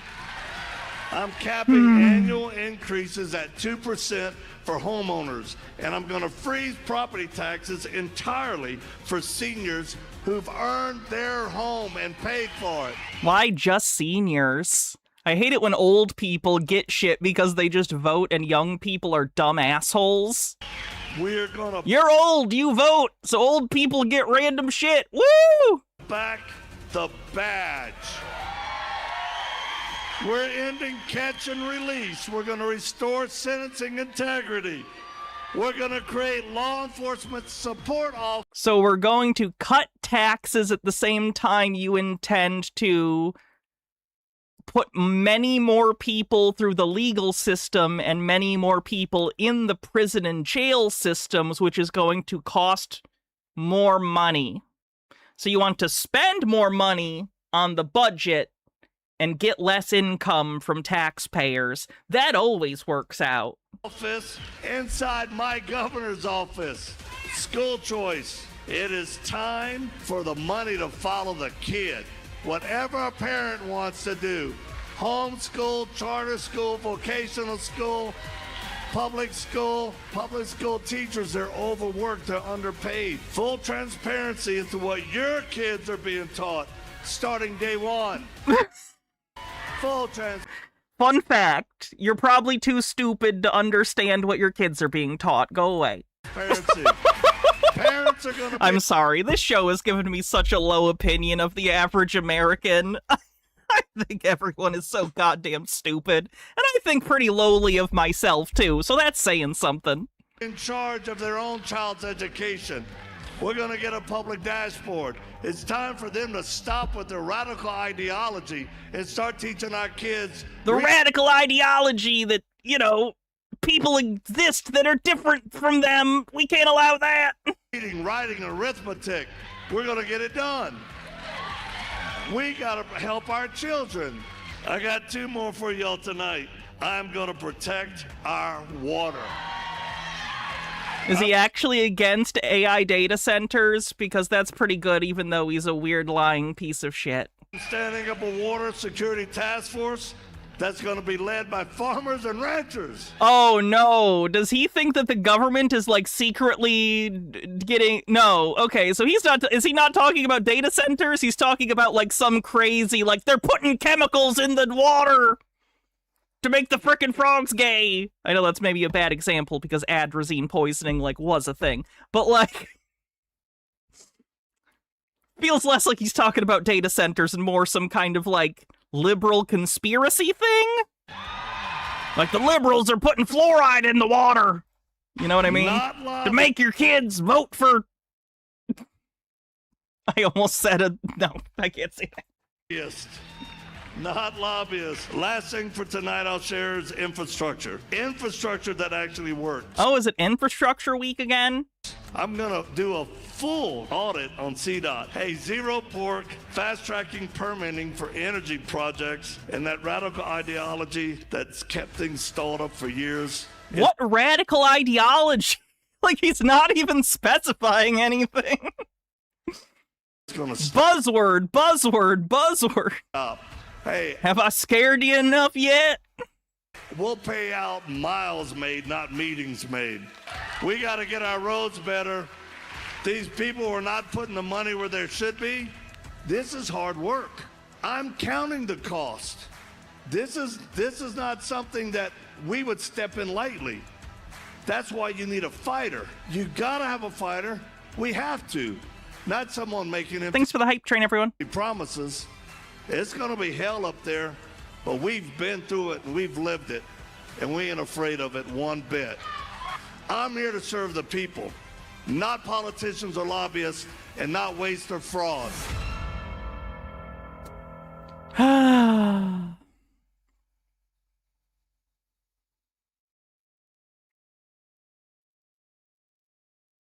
What is this? We're not just talking, we're taking action. We've been cauterizing evil across it's propaganda. The world for over a decade, and we started 2 decades ago reaching at-risk, troubled, and abused youth here in the U.S. But now we sense the Lord is calling us to give our attention, effort, priorities to your local communities, your own backyards. Look at all these stock footage of the suburbs. Does this connect with your identity? Equipping and enhancing law enforcement to protect kids here in America. More suburbs and the cops. You wouldn't want the wrong kind of people in your suburbs, am I right? And every child we save, every predator we expose is a victory for God's kingdom. But we can't do it alone. We need you. Your prayers, your courage. Don't think about your material conditions. Think about child predators so you can vote for me and I'll cut your benefits even though I'm claiming I'm gonna keep them. And your unwavering commitment to stand for truth. Join us in this spiritual battle, because together we'll protect the innocent and defeat this evil. The time is now. Yeah, okay then. There's more of it. Oh my god, how much of his campaigning is just like insane propaganda videos? I was one of those kids we're going to protect. Abused, broken, left for dead in a commercial freezer. But God pulled me out. And now I'm fighting for every child trapped in the same nightmare. Very real. Oh, they did the thing. I'm fighting for every child trapped in the same nightmare. Yeah, that's like the bit they did in Nightmare on Elm Street. Other movies have done it as well. But Nightmare on Elm Street did that, where they put the latex on part of a wall with a hole in it, and then they had the guy come out. Freddy kind of comes out of the wall. Pretty good. Pretty good. Yeah, it's in the Frighteners, too. The battle for our children, it's happening now, and we will never back down. The grotesque... That is actually on the cover of many copies of the Frighteners, the face coming through the... reality is that we have completely pacified sources of accountability. A sickness. I want to say the Black Phone 2 had a moment with that too. Or no, maybe it was the first Black Phone movie. I really liked that first Black Phone movie. It's called minor. Did I see the drag queen in that montage? I did. It's the same stock image of a drag queen that Republicans use in all their memes against drag queens or trans people because they don't know that they're different things. Attracted persons. It's a disgusting label to normalize pure evil. Predators targeting our kids, and some dare call it acceptable. This isn't Yeah, okay. He's just trying to conflate pedophilia with the LGBT. tolerance, it's wickedness, and we're calling it out. Standing for... Yeah, okay. I see what he's doing. I'm saying... Jitara says the Crusader LARP among these men is so pathetic, it didn't work for Hegseth, losing a war in the Middle East after saying crazy Crusader-esque rhetoric, and it's not going to work for this guy, and they keep harping on this child trafficking thing when the call is coming from inside the house. It's a rhetorical tool. Don't assume these people believe what they are saying. They are aware that they can easily manipulate a large part of the population by rhetorically referring to children in danger. That is what they are doing. I don't know if he believes this himself, and frankly, it doesn't matter. No. These are God's children, and we will protect them. Last year, there were 88 million child sexual abuse material files reported to the National Center for Missing and Exploited Children. That's 245,000 per day. And millions of others sit uninvestigated, collecting dust. Predators walk free because too many prosecutors that lack the courage and the will to act. It's a betrayal of our kids, a betrayal we won't accept. We're chasing every lead, exposing every shadow, and demanding justice. You know, Isaiah 5:20. Lucas Dawn says they're constructing a fictional reality for them all to live in. Reality doesn't matter. All that matters is you uphold the construct. It's also important that that construct of reality justifies their actions in killing or arresting people they don't like, because they are framing LGBT people as though they are somehow allied with pedophiles, despite the fact that I see... How do I put this? If anyone tries any pedo shit in any LGBT community space, they get booted immediately and everyone tells them to fuck off for pretty obvious reasons, because then shitbags like this will try and associate us with fucking monsters. So no, that's not a thing. But they'll use it as a thing because it allows them to affiliate people they don't like that don't fit into their white nationalist Christian mold, and allows them to criminalize us. He warns us, woe to those who call evil good and good evil, who put darkness for light. But that's our world today, excusing predators, silencing truth. But God's truth cuts through the lies. We're standing on His word, fighting for what's right, no matter the cost. Now, if this type of evil doesn't buckle you, well, check your soul, as we are not the same. Listen, we're not just talking, we're taking action. We've been cauterizing evil across the world for over a decade, and we started 2 decades ago reaching at-risk, troubled, and abused youth here in the U.S. But now we sense the Lord is calling us to give our attention, effort, priorities to your local communities, your own backyards. So we're identifying, equipping, and enhancing law enforcement to protect kids here in America. And every child we save, every predator we expose is a victory for God's kingdom. But we can't do. Can you point out any of the predators you've exposed? Even one? Do it alone. We need you.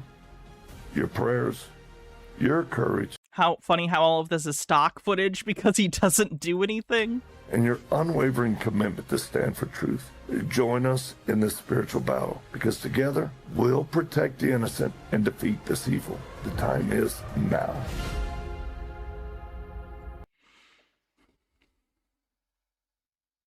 I sometimes wonder, my parents, who you guys know I haven't had contact with in a while now, years. Big Trump supporters, big pieces of shit. I always wonder if, like, the right continued on this trajectory and literally I ended up in prison or killed by the government decades from now for being trans or something. I do wonder how they would feel about it. Like, would they understand that they're partially responsible for that? Would they care? I don't know. It's interesting. What else do we have?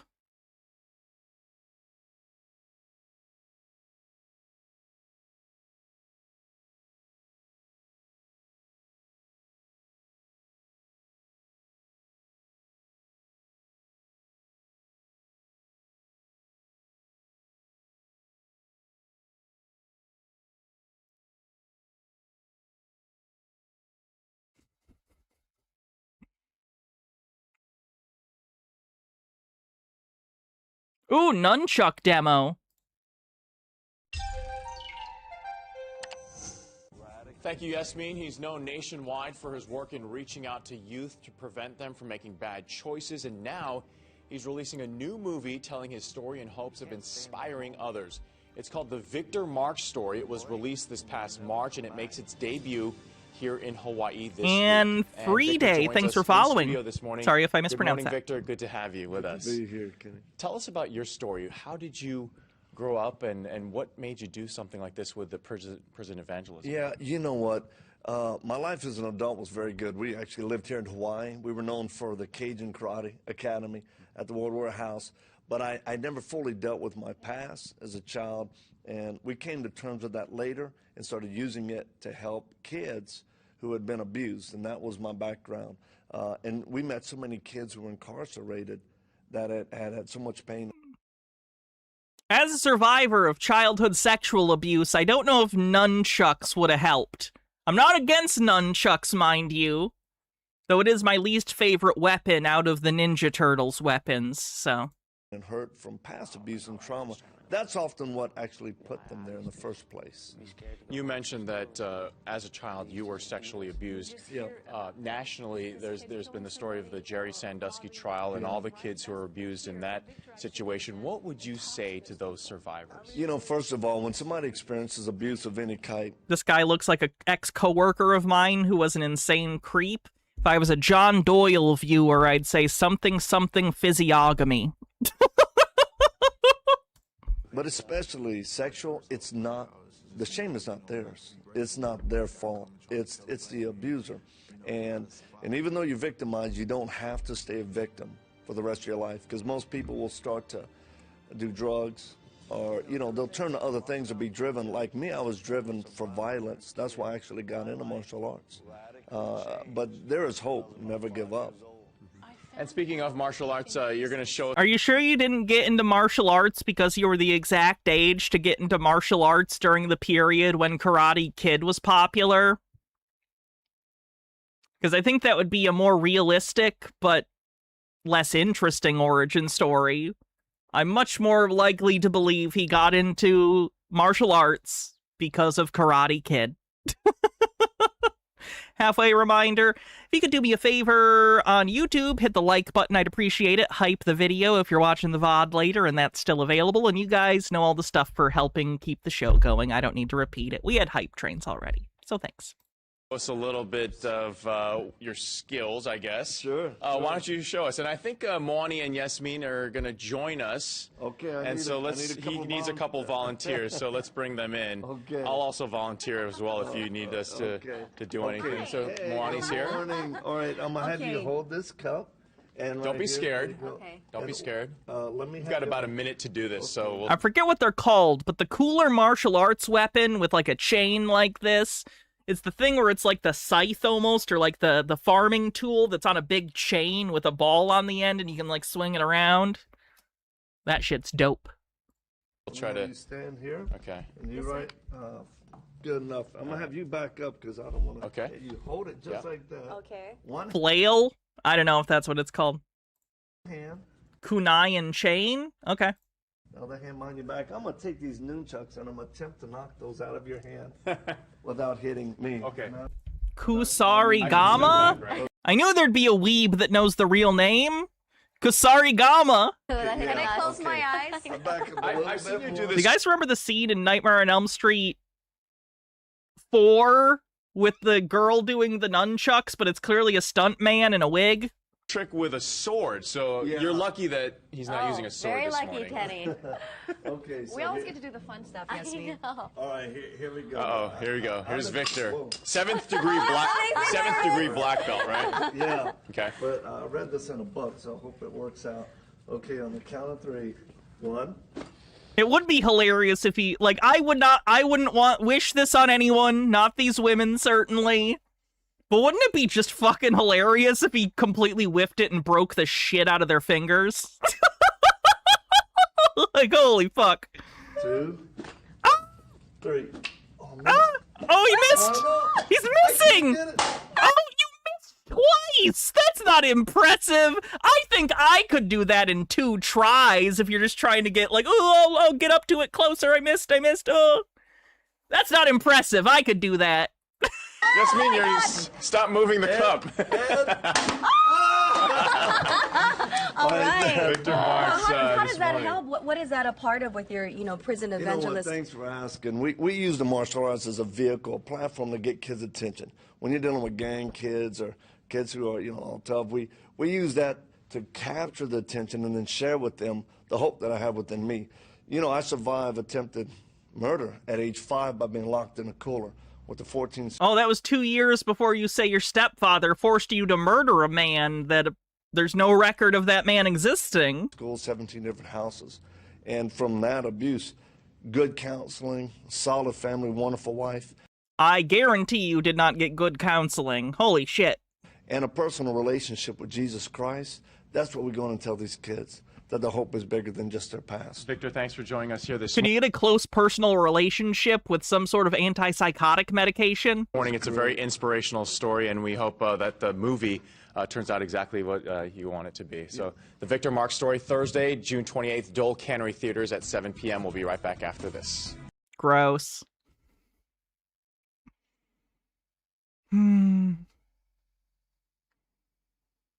This is what I don't get. He clearly does go do missionary work because he does have video of missionary work. Relief. So why didn't he just mention countries he's done missionary work in when he was asked, like, oh, what countries have you been to and done work in? Like, he clearly does actually go to do missionary work. Why is he lying about a bunch of shit on top of it? It's crazy. Baja with a link.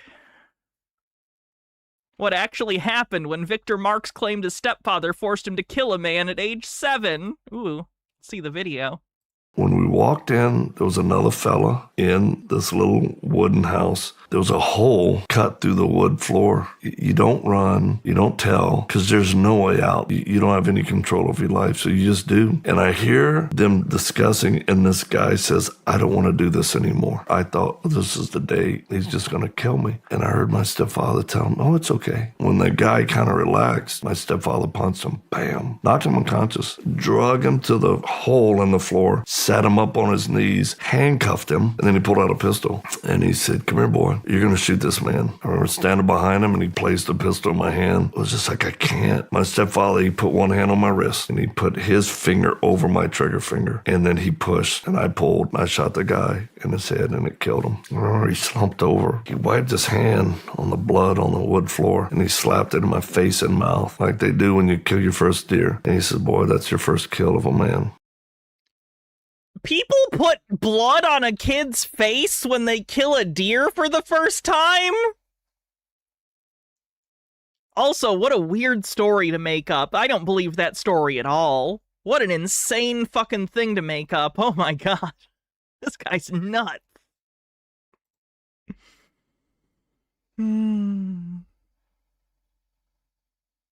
Like, I'm not even against hunting. Like, I'm not big on, like, trophy hunting, but if you're going to eat the meat, I'm from Michigan. Hunting is a big thing. I've eaten venison. It's not my favorite meat, but it's fine. I am not against people hunting as long as they use the animal, right? That's great. That's fine. It's certainly more ethical than, like, getting meat from a factory farm. I totally get that. But to, like, weirdly ritualize it and, like, put blood on your kid, don't do that. That's so weird. That's so weird. Anyway. Let's see. Victor never actually said who Mr. K was. That's the alleged murder victim. Mr. K was Glois Dean K. Oh, wait. No, was it? What? Was Mr. K? Oh, no, Mr. K was the stepfather, allegedly. Okay. Glois Dean Kennedy, born March 1st, 1933, Mississippi, U.S. Army, 53 to 56, Bureau of Prisons, register number 01523-043. Glois was convicted of conspiracy to import 1,400 pounds of marijuana from Jamaica, money laundering, aiding, and abetting. Victor tells fantastical stories about his stepfather, but he never actually tells the truth. Gloystein Kennedy went to federal prison for running a multi-state international drug smuggling operation that stretched from Jamaica to Mississippi to Alabama, complete with a hired pilot, private airstrip, a lawyer running legal cover, and a family members doing the work. Yeah, it's weed, though. It's weed. Oh, you're just linking for the video? Okay. All right.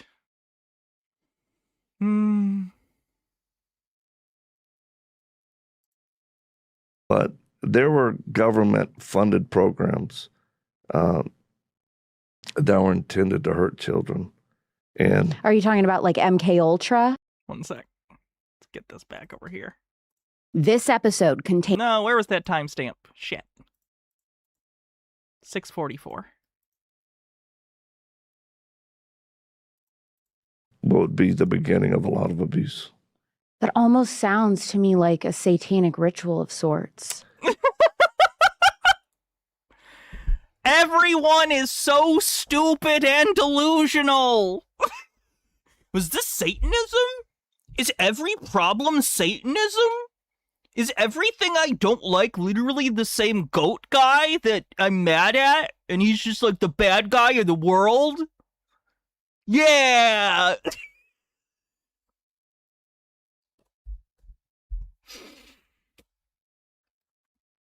I would say that there's a lot of satanic activity. Satanic.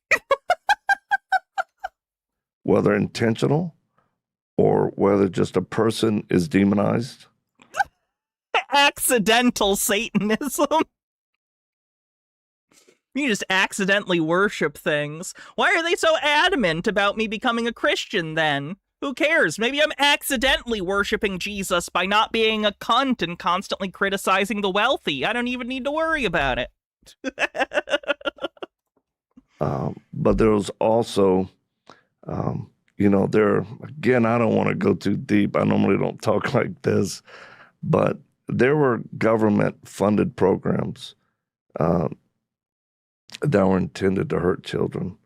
And are you talking about like MK Ultra? I don't mean to offend Mr. Marx here, but I have a close personal relationship with reality, and it's telling me that Satanism is not a threat, and it's barely a thing in the United States, and even the organizations that call themselves satanic aren't usually Satanists that believe in Satan literally. They're using it symbolically, so. Mm-hmm. And there was another one called Project Bluebird that preceded that, and then Artichoke. You need to wash more people's feet. I'm not doing that for free. People would pay for that. I'm just saying. Stepfather. Especially, I'm trans. That's extra. Someone wants random trans lady to wash their feet. I'm charging for that. Wasn't counterintelligence. You wouldn't have to pay? No, you're my wife. Really? That's in the contract. Yeah. And he had a background of doing horrible things to people. So although I don't personally believe I was part of a funded project, someone who retired from the NSA contacted me after. Man, you just love people that just make shit up, huh? They heard me sharing some things, and they said, Victor, you should look. What would I accept as an appropriate payment? $200. A Project Bluebird. If you're curious, that's my price to wash your feet. $200. That's my brain decided. That is legitimately my price. I would think it's weird. I wouldn't be into it. But $200 is $200. Because it sounds like your stepfather had been lowballing. I'm not a professional feet washer or a professional sex worker.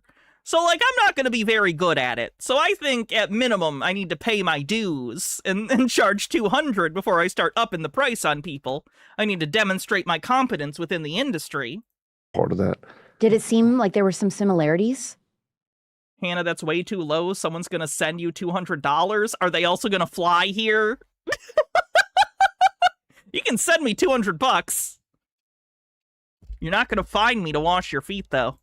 It actually it shut me down for a long time. I didn't want to talk about it because going through the list of what he did to me and what these projects would do to people was horribly similar.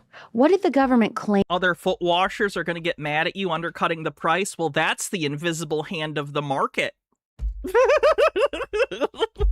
That these types of experiments were supposed to do? Was it supposed to have Blame Adam Smith, not me. some sort of positive impact? No, it's the ability to control people. The Manchurian Effect was a movie that came out. And, you know, if you look at... Everyone should actually read Adam Smith. Even he was like, hey, rent-seeking behavior's pretty fucked up.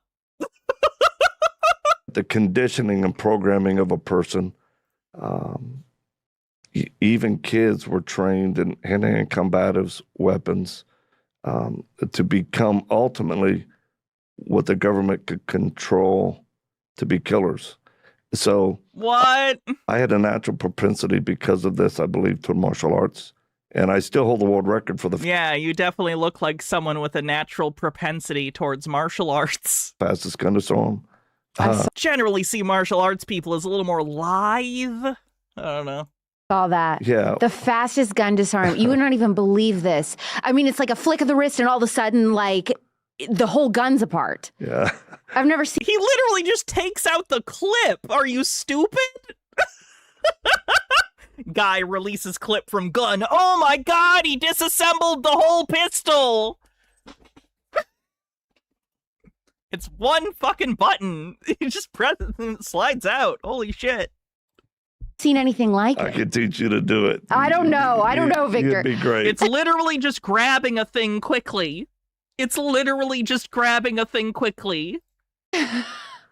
Okay, so yeah, so it was like a natural... Do you think that's just like a survival instinct? It kind of led you to be able to do those types of... It is not a survival instinct to try and grab a gun pointed at you. That is the opposite of a survival instinct. That is you being a dumb asshole who is not thinking anything through and making a poor survival decision. Of things. Wasn't this a scene in Reno Williams? Or I don't know. I've never seen that. Yeah, I believe, I mean, the reason I know I got so good at that is when I was 7 years old, he put me in a chair, my stepfather. He pulled out a pistol, pulled the hammer back, and he would tap the weapon to the side of my head.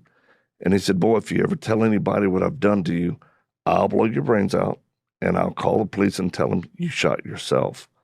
So as a child, the only way to work through that intensive trauma, I just had fantasized one day I will be so fast, no one will be able to hold a gun to my head. And, you know... I don't believe this.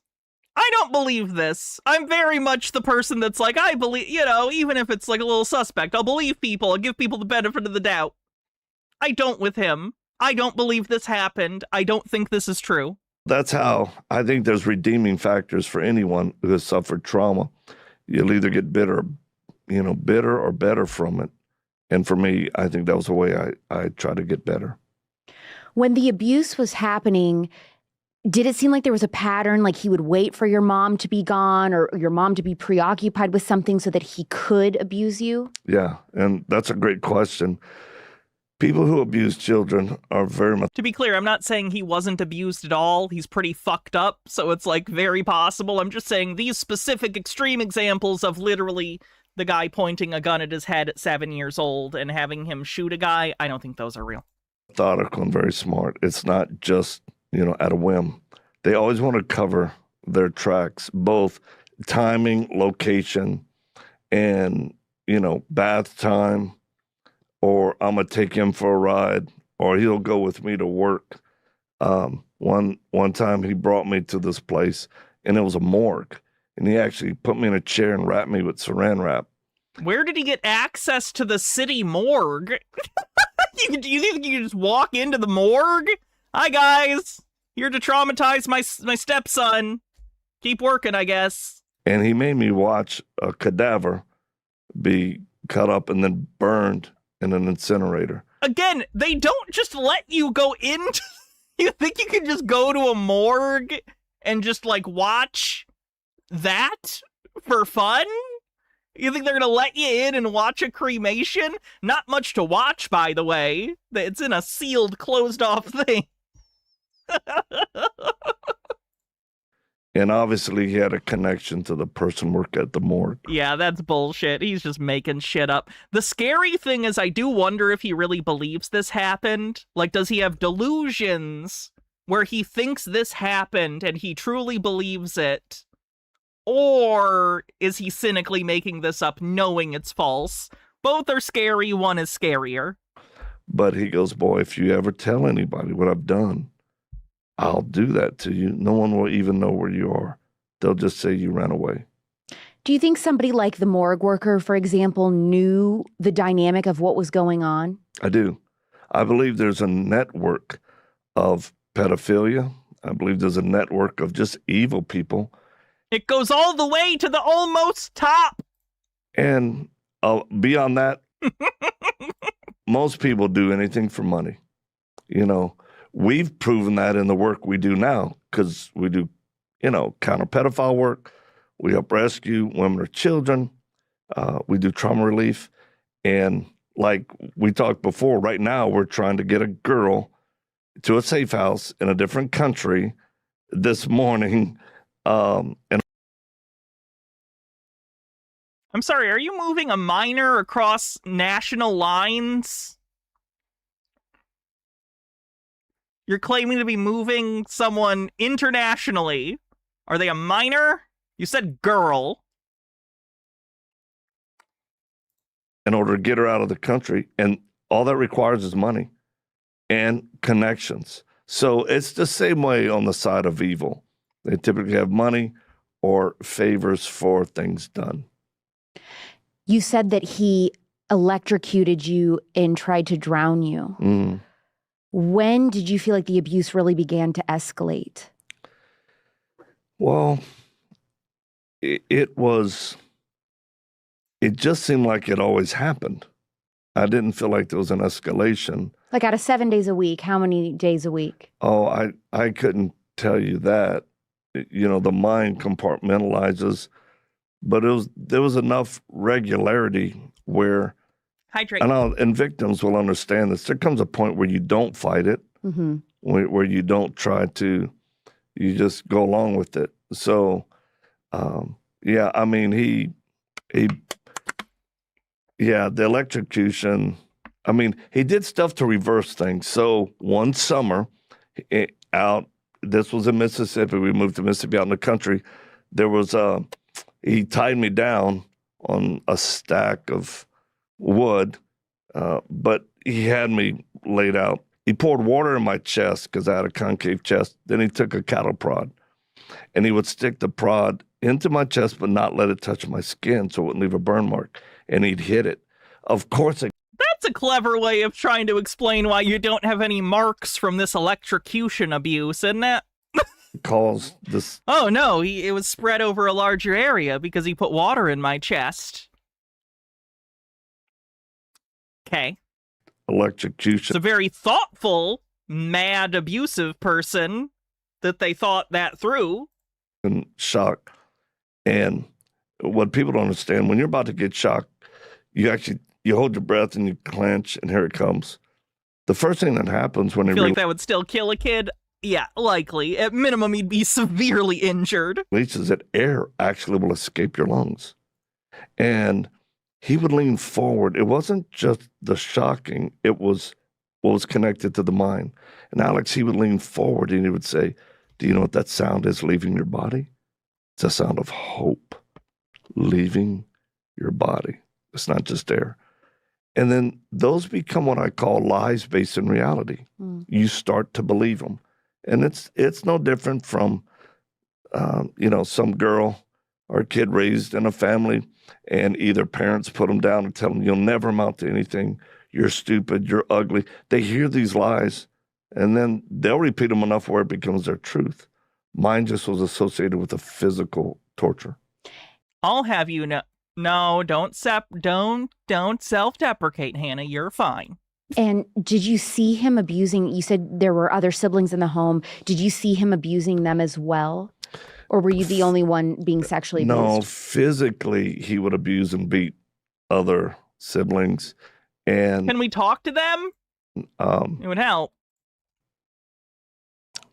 You know, we knew bad things would happen if you take someone into his room. And, you know, I know because later we had to discuss it. You know, one of my sisters was raped by him. She was pretty young. That hurts a lot of times emotionally more than your own, because you don't feel like you could do anything. And did you guys talk about it in the moment, like being little kids talking about what was happening? It was just the secret. Never. Because you risk being beaten or tormented. And, you know, one of the biggest things for me later, because I had faith, but I remember psychologists, and so people know, I mean, because what I hear a lot is when people say, you don't seem like you went through this. And I'm like, well, you know, part of it was coping mechanisms, but I've also had 123 visits to a trauma specialist. Wow. In 9 months. I've been on Depakote, Depakine, Prozac, Zoloft, lithium, Buspar. I've had to go in and out of the VA. I don't think it's helped. I've been locked in a crazy room. I say crazy with a K. And I survived. And then with God's 129 in 9 months. 9 months, 9 times 30. help, I thrived. But one of the main things that changed my life was when somebody said, where was Jesus with all this? Mm-hmm. And I remember telling the psychiatrist, I said, shut your pie hole right now. I'm going to knock you through the wall. He goes, why are you so angry? That's 9 visits a month.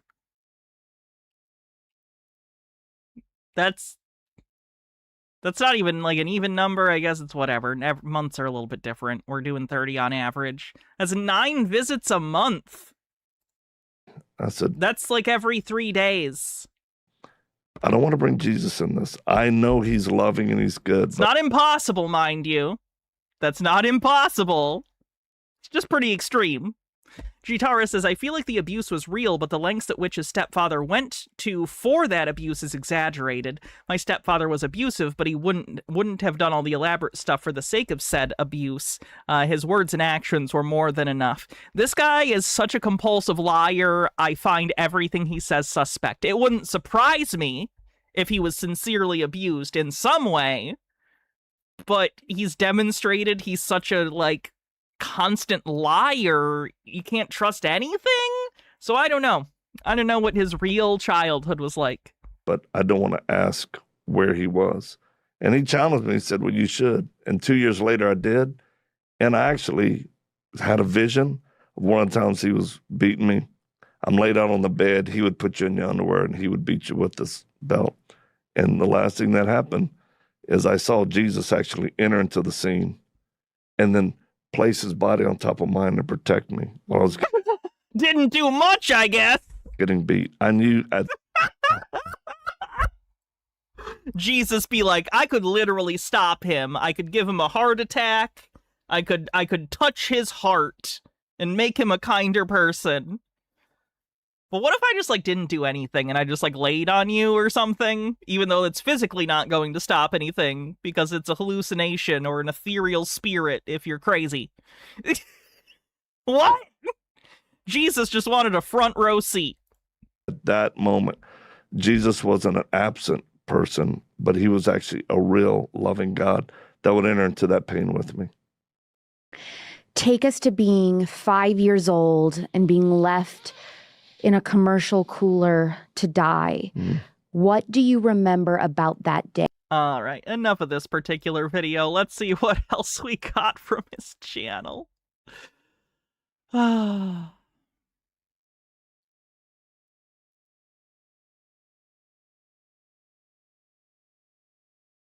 What is that I saw a 9/11 thing. What was the 9/11 thing? When I speak to non-believers, I'll ask them, hey, do you believe in God? Oftentimes they'll just say, no. Then I'll ask them, do you believe in evil? And overwhelmingly, the response is yes. I guess it depends on what you mean by evil. As an adjective, yes. Like, things can be evil, people can be evil, actions can be evil, but does evil exist in and of itself as like a noun, as a measurable thing? No, it's a quality we ascribe to certain actions and people based on usually their actions or beliefs or what they say. He wants nothing more than to subvert the mission God has given you. But as an absolute universal force, no. The heart of everything is the battle between good and evil. What were the three things that were evil? Hold on. Has given you. The heart of everything is the battle between good and evil. Okay, Nazi Germany, Hitler, so still Nazi Germany and 9/11. Are those just the two things? Those are the two things that happened in the last 120 years that are evil? Interesting. If the enemy can shift your identity from child of God to guilty, ashamed, Mountain Mama, thanks for subscribing, not good enough, then he's done something very powerful in your life. Things that come to you that are negative, that are anti-cross, anti-evangelism. Oh no, it's Ray Comfort! Anti- He sent me peaches once. Or no, sorry, pears. He sent me pears once. I'd never tried a pear until Ray Comfort sent me one. Reaching out to the lost. It was gritty. Just quietly say, "Get behind me, Satan." The Holy Spirit explicitly says in latter days, people will fall away from the faith, paying attention to deceiving spirits. That is happening right now. Yeah, Ray's still alive. All over the world. The church has become a club, and that's not what Scripture shows. Scripture shows soldiers. Did he make them?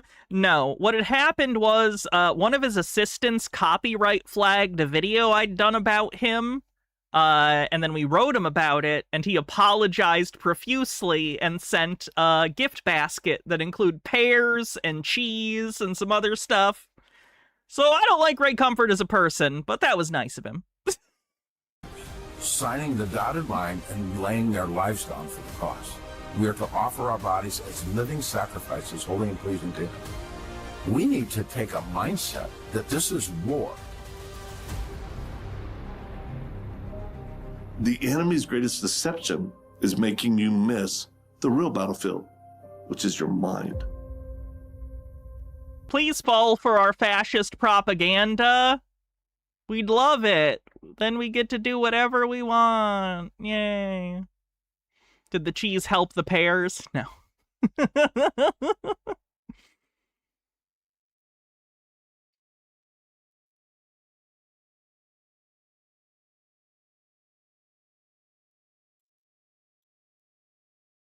Hey everybody, Victor Marx. I want to give you a quick update from my last mission.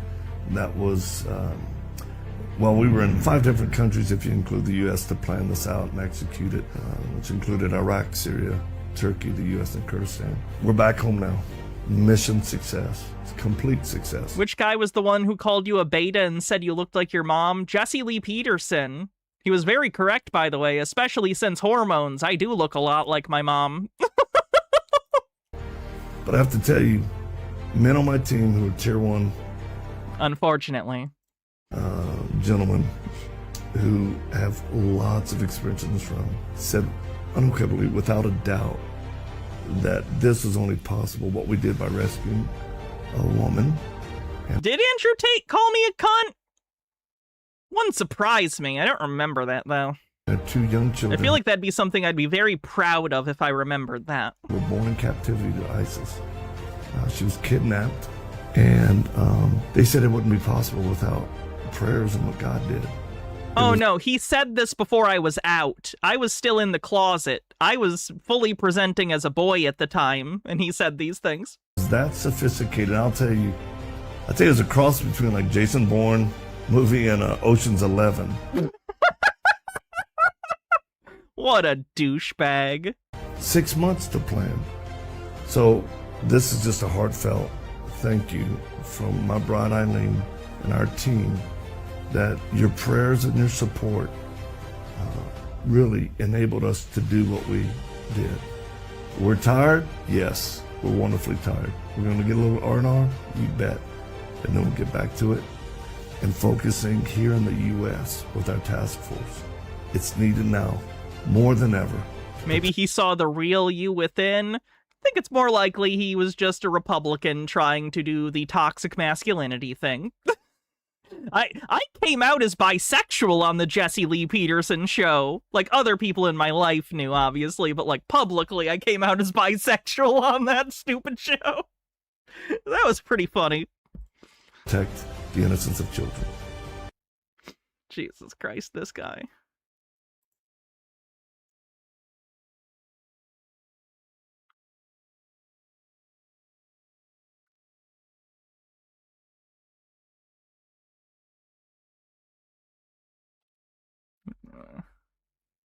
Oh, he was at Turning Point USA's Faith Pastor Summit. Yeah, I think he was friends with Charlie Kirk. He'd been on his show before Kirk got kirked, you know? Unity in the future of Colorado. It was so beautiful here, and I couldn't believe it. And when we went down... Tonight is about mission. I'm a man of action, of faith. I'm a fighter. I'm a former Marine. You almost feel bad for Jesse Lee Peterson. He doesn't seem all there, and then I remember he's Jesse Lee Peterson. I think that's just part of his character he's playing. I think Jesse Lee Peterson is perfectly aware of what he is doing and how he comes off, and it is an intentional part of his grift. Marine, I'm a dad, I'm a grandfather, and I'm going to win Colorado back. LA sold out! And old militaries know you don't win war unless you gain air supremacy. Evening at 6 p.m. through the general campaign. On Mission 151, mute this. I want you to hear me clearly. Vote for... Now we're going to watch a video with... Hi, I'm Victor Marx, and I am humbled to be the Republican nominee for governor of Colorado. Thank you to every voter, volunteer, and supporter who helped us get here. And to those of you who supported someone else in the primary, I want you to hear me clearly. There's a place for you in this campaign. The primary is over. Well, this is the part where he's going to try and act more normal so he can try and win over less crazy people. Which was kind of like the playoffs. Are you a Republican? Do you understand primaries? No? Okay, well, think about sports. It's like the sports. This is the playoffs. Oh my God. Now the real mission begins, which is the Super Bowl for... Too many normies. He needs the normie vote. I hate normies. Get informed, you people. What are you doing? Colorado families. Like, half the shit that happens in the world happens on the internet these days, and because of internet-based rhetoric, and it's like you're just blind to it. Now I want to speak directly to every Colorado. Whatever happened to drunk basement divorced dad Terrence Popp? That's a good question. I haven't done Chud Watch in so long, I haven't even thought about it. Let me look him up real quick. Terrence Popp. Oh. Now I want to speak Sorry.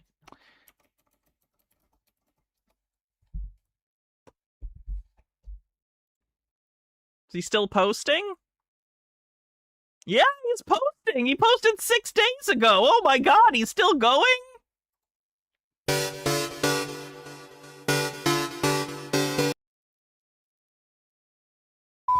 I believe Wrecker74 is one of our lives saved. So all right, let's dive right in and see how. Oh boy, look at those sunglasses.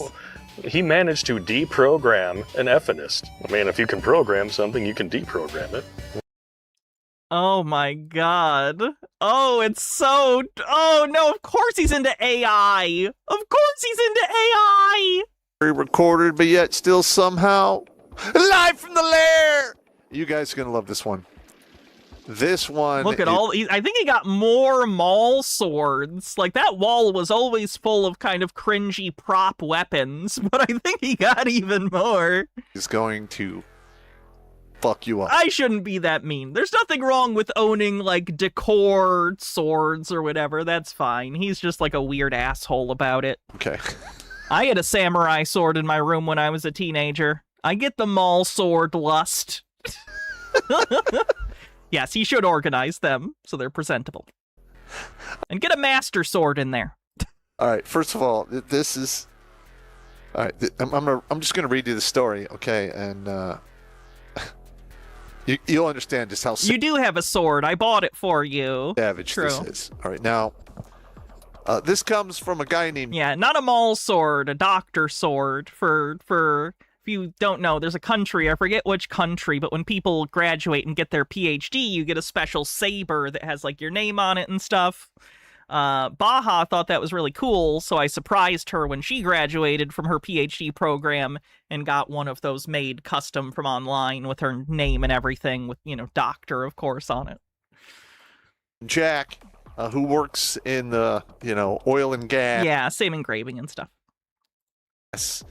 In Texas, and he sent in the email that he's in a very bad position, knows a bunch of inside information that I'll have you know, by the way, that sword is by our bedside, and if anyone breaks into our house, you might get stabbed real bad by a sword. that family's split up over. Okay, so let's just get into it. Used to have a baseball bat, but you know, if you have a sword, why not? Can you believe that we've been doing this show for over 10 years? Holy crap! And people still ask me what my philosophy is and what I used to create the show. The sword is so blunt, that's what'll make it worth it. You just gotta press real hard. Well, just don't get him in the ribs. Get him somewhere soft. I believe in you. Look no further. Here it is. This used to be available on Kindle only in a poor edited version, but I finally put it on print on demand and you can actually order it and read it without pulling your hair out or dyeing it. Every person walking around has a war within them. And with a book like this, not only can you fight that war, you can win. Do yourself a favor. The link tree is in the Meat Gazer box. Click it immediately. And it'll take you to Amazon where you can get this book and my fiction books. I've been working in that so-called petroleum field since I was 21 years old. All right. Sorry. I got sidetracked by Terrence. Oh, I wonder how Coach Red Pill is doing. Let's take a look. Coach Red Pill. How's he doing? Oh, he hasn't posted in 4 years. How weird. I wonder what happened. Doesn't matter if you're Republican, Independent, Democrats. I want to speak to those who want a better... I know I'm joking. ...future for Colorado. You may not agree with me on everything, and that's okay.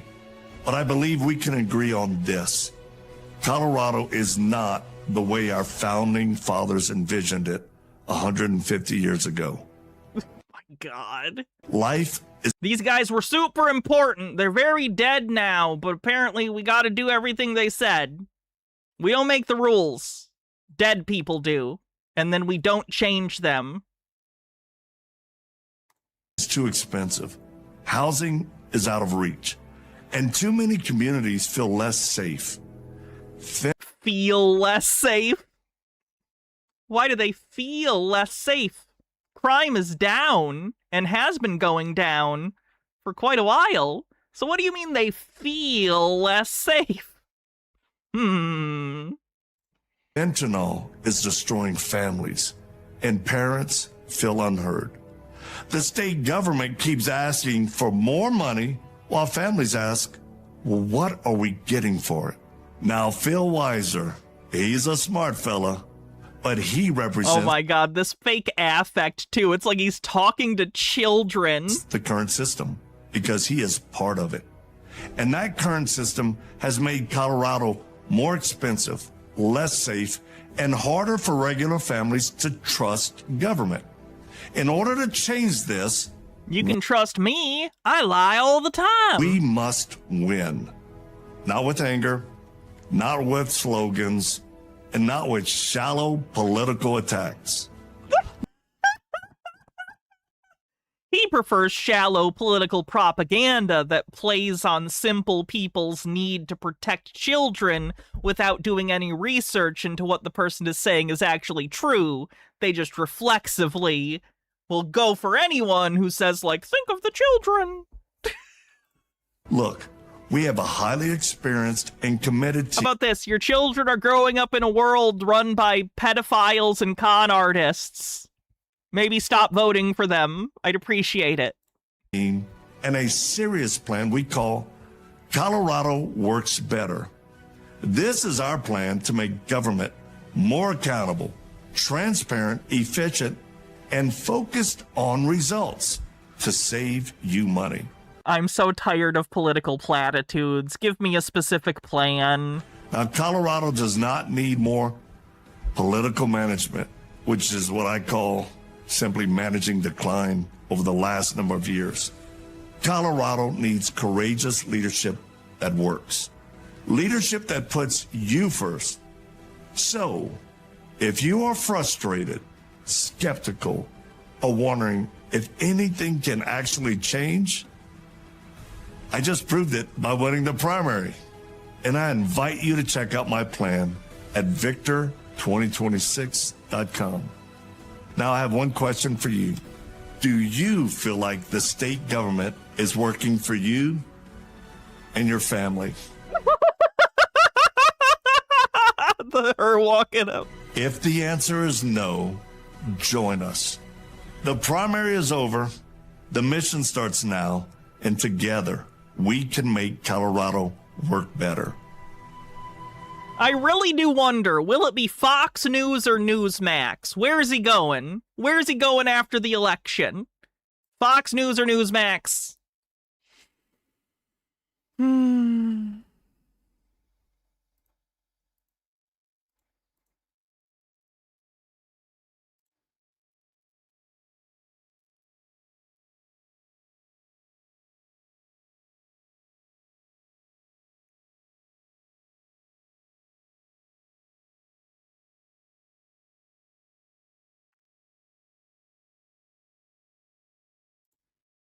Zero 4:30 wake-up call to catch a flight to go to a funeral that I'm doing, a memorial for Jordan, a young man that was killed.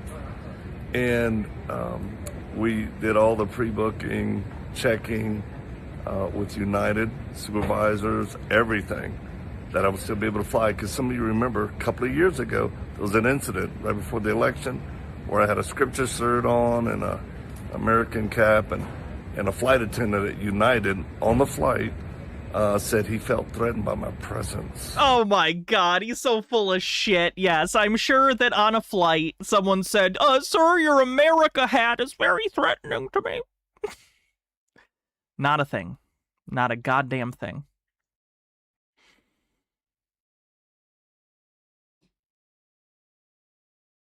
Is this the trailer? All right. We're done for the day. But before we go, I want to show you a trailer real quick for a movie that I think looks good. Sweet Lily Love says he'll probably get hired by Angel Studios for the next Sound of Freedom film. You're not kidding, huh? Anyway, this is a movie, and do you guys remember Too Many Cooks? The same guy that did Too Many Cooks is making this movie, which excites me. Horror films have been having an incredible decade, so I'm hoping this is good. By the way, in case you're about to go, don't go yet. I probably won't be streaming tomorrow, and I work Tuesday. But then I should be free Wednesday and for later in the week, so we'll be doing a long tinfoil on Wednesday, but you probably won't see me for the next couple days. But then I will be back, and better than ever.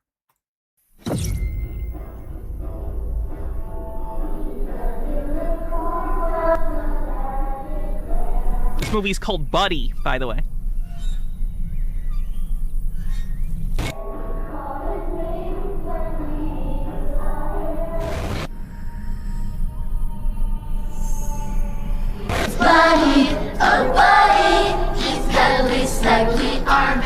It's Buddy, our friend until the end. It's Buddy. I think that looks fun. All right. So, let's see who we're going to rate on Twitch.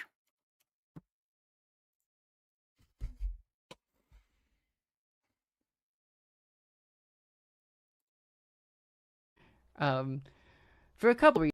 All right, Liv's covering Lindsay, so you guys can enjoy that. What was that called? Buddy.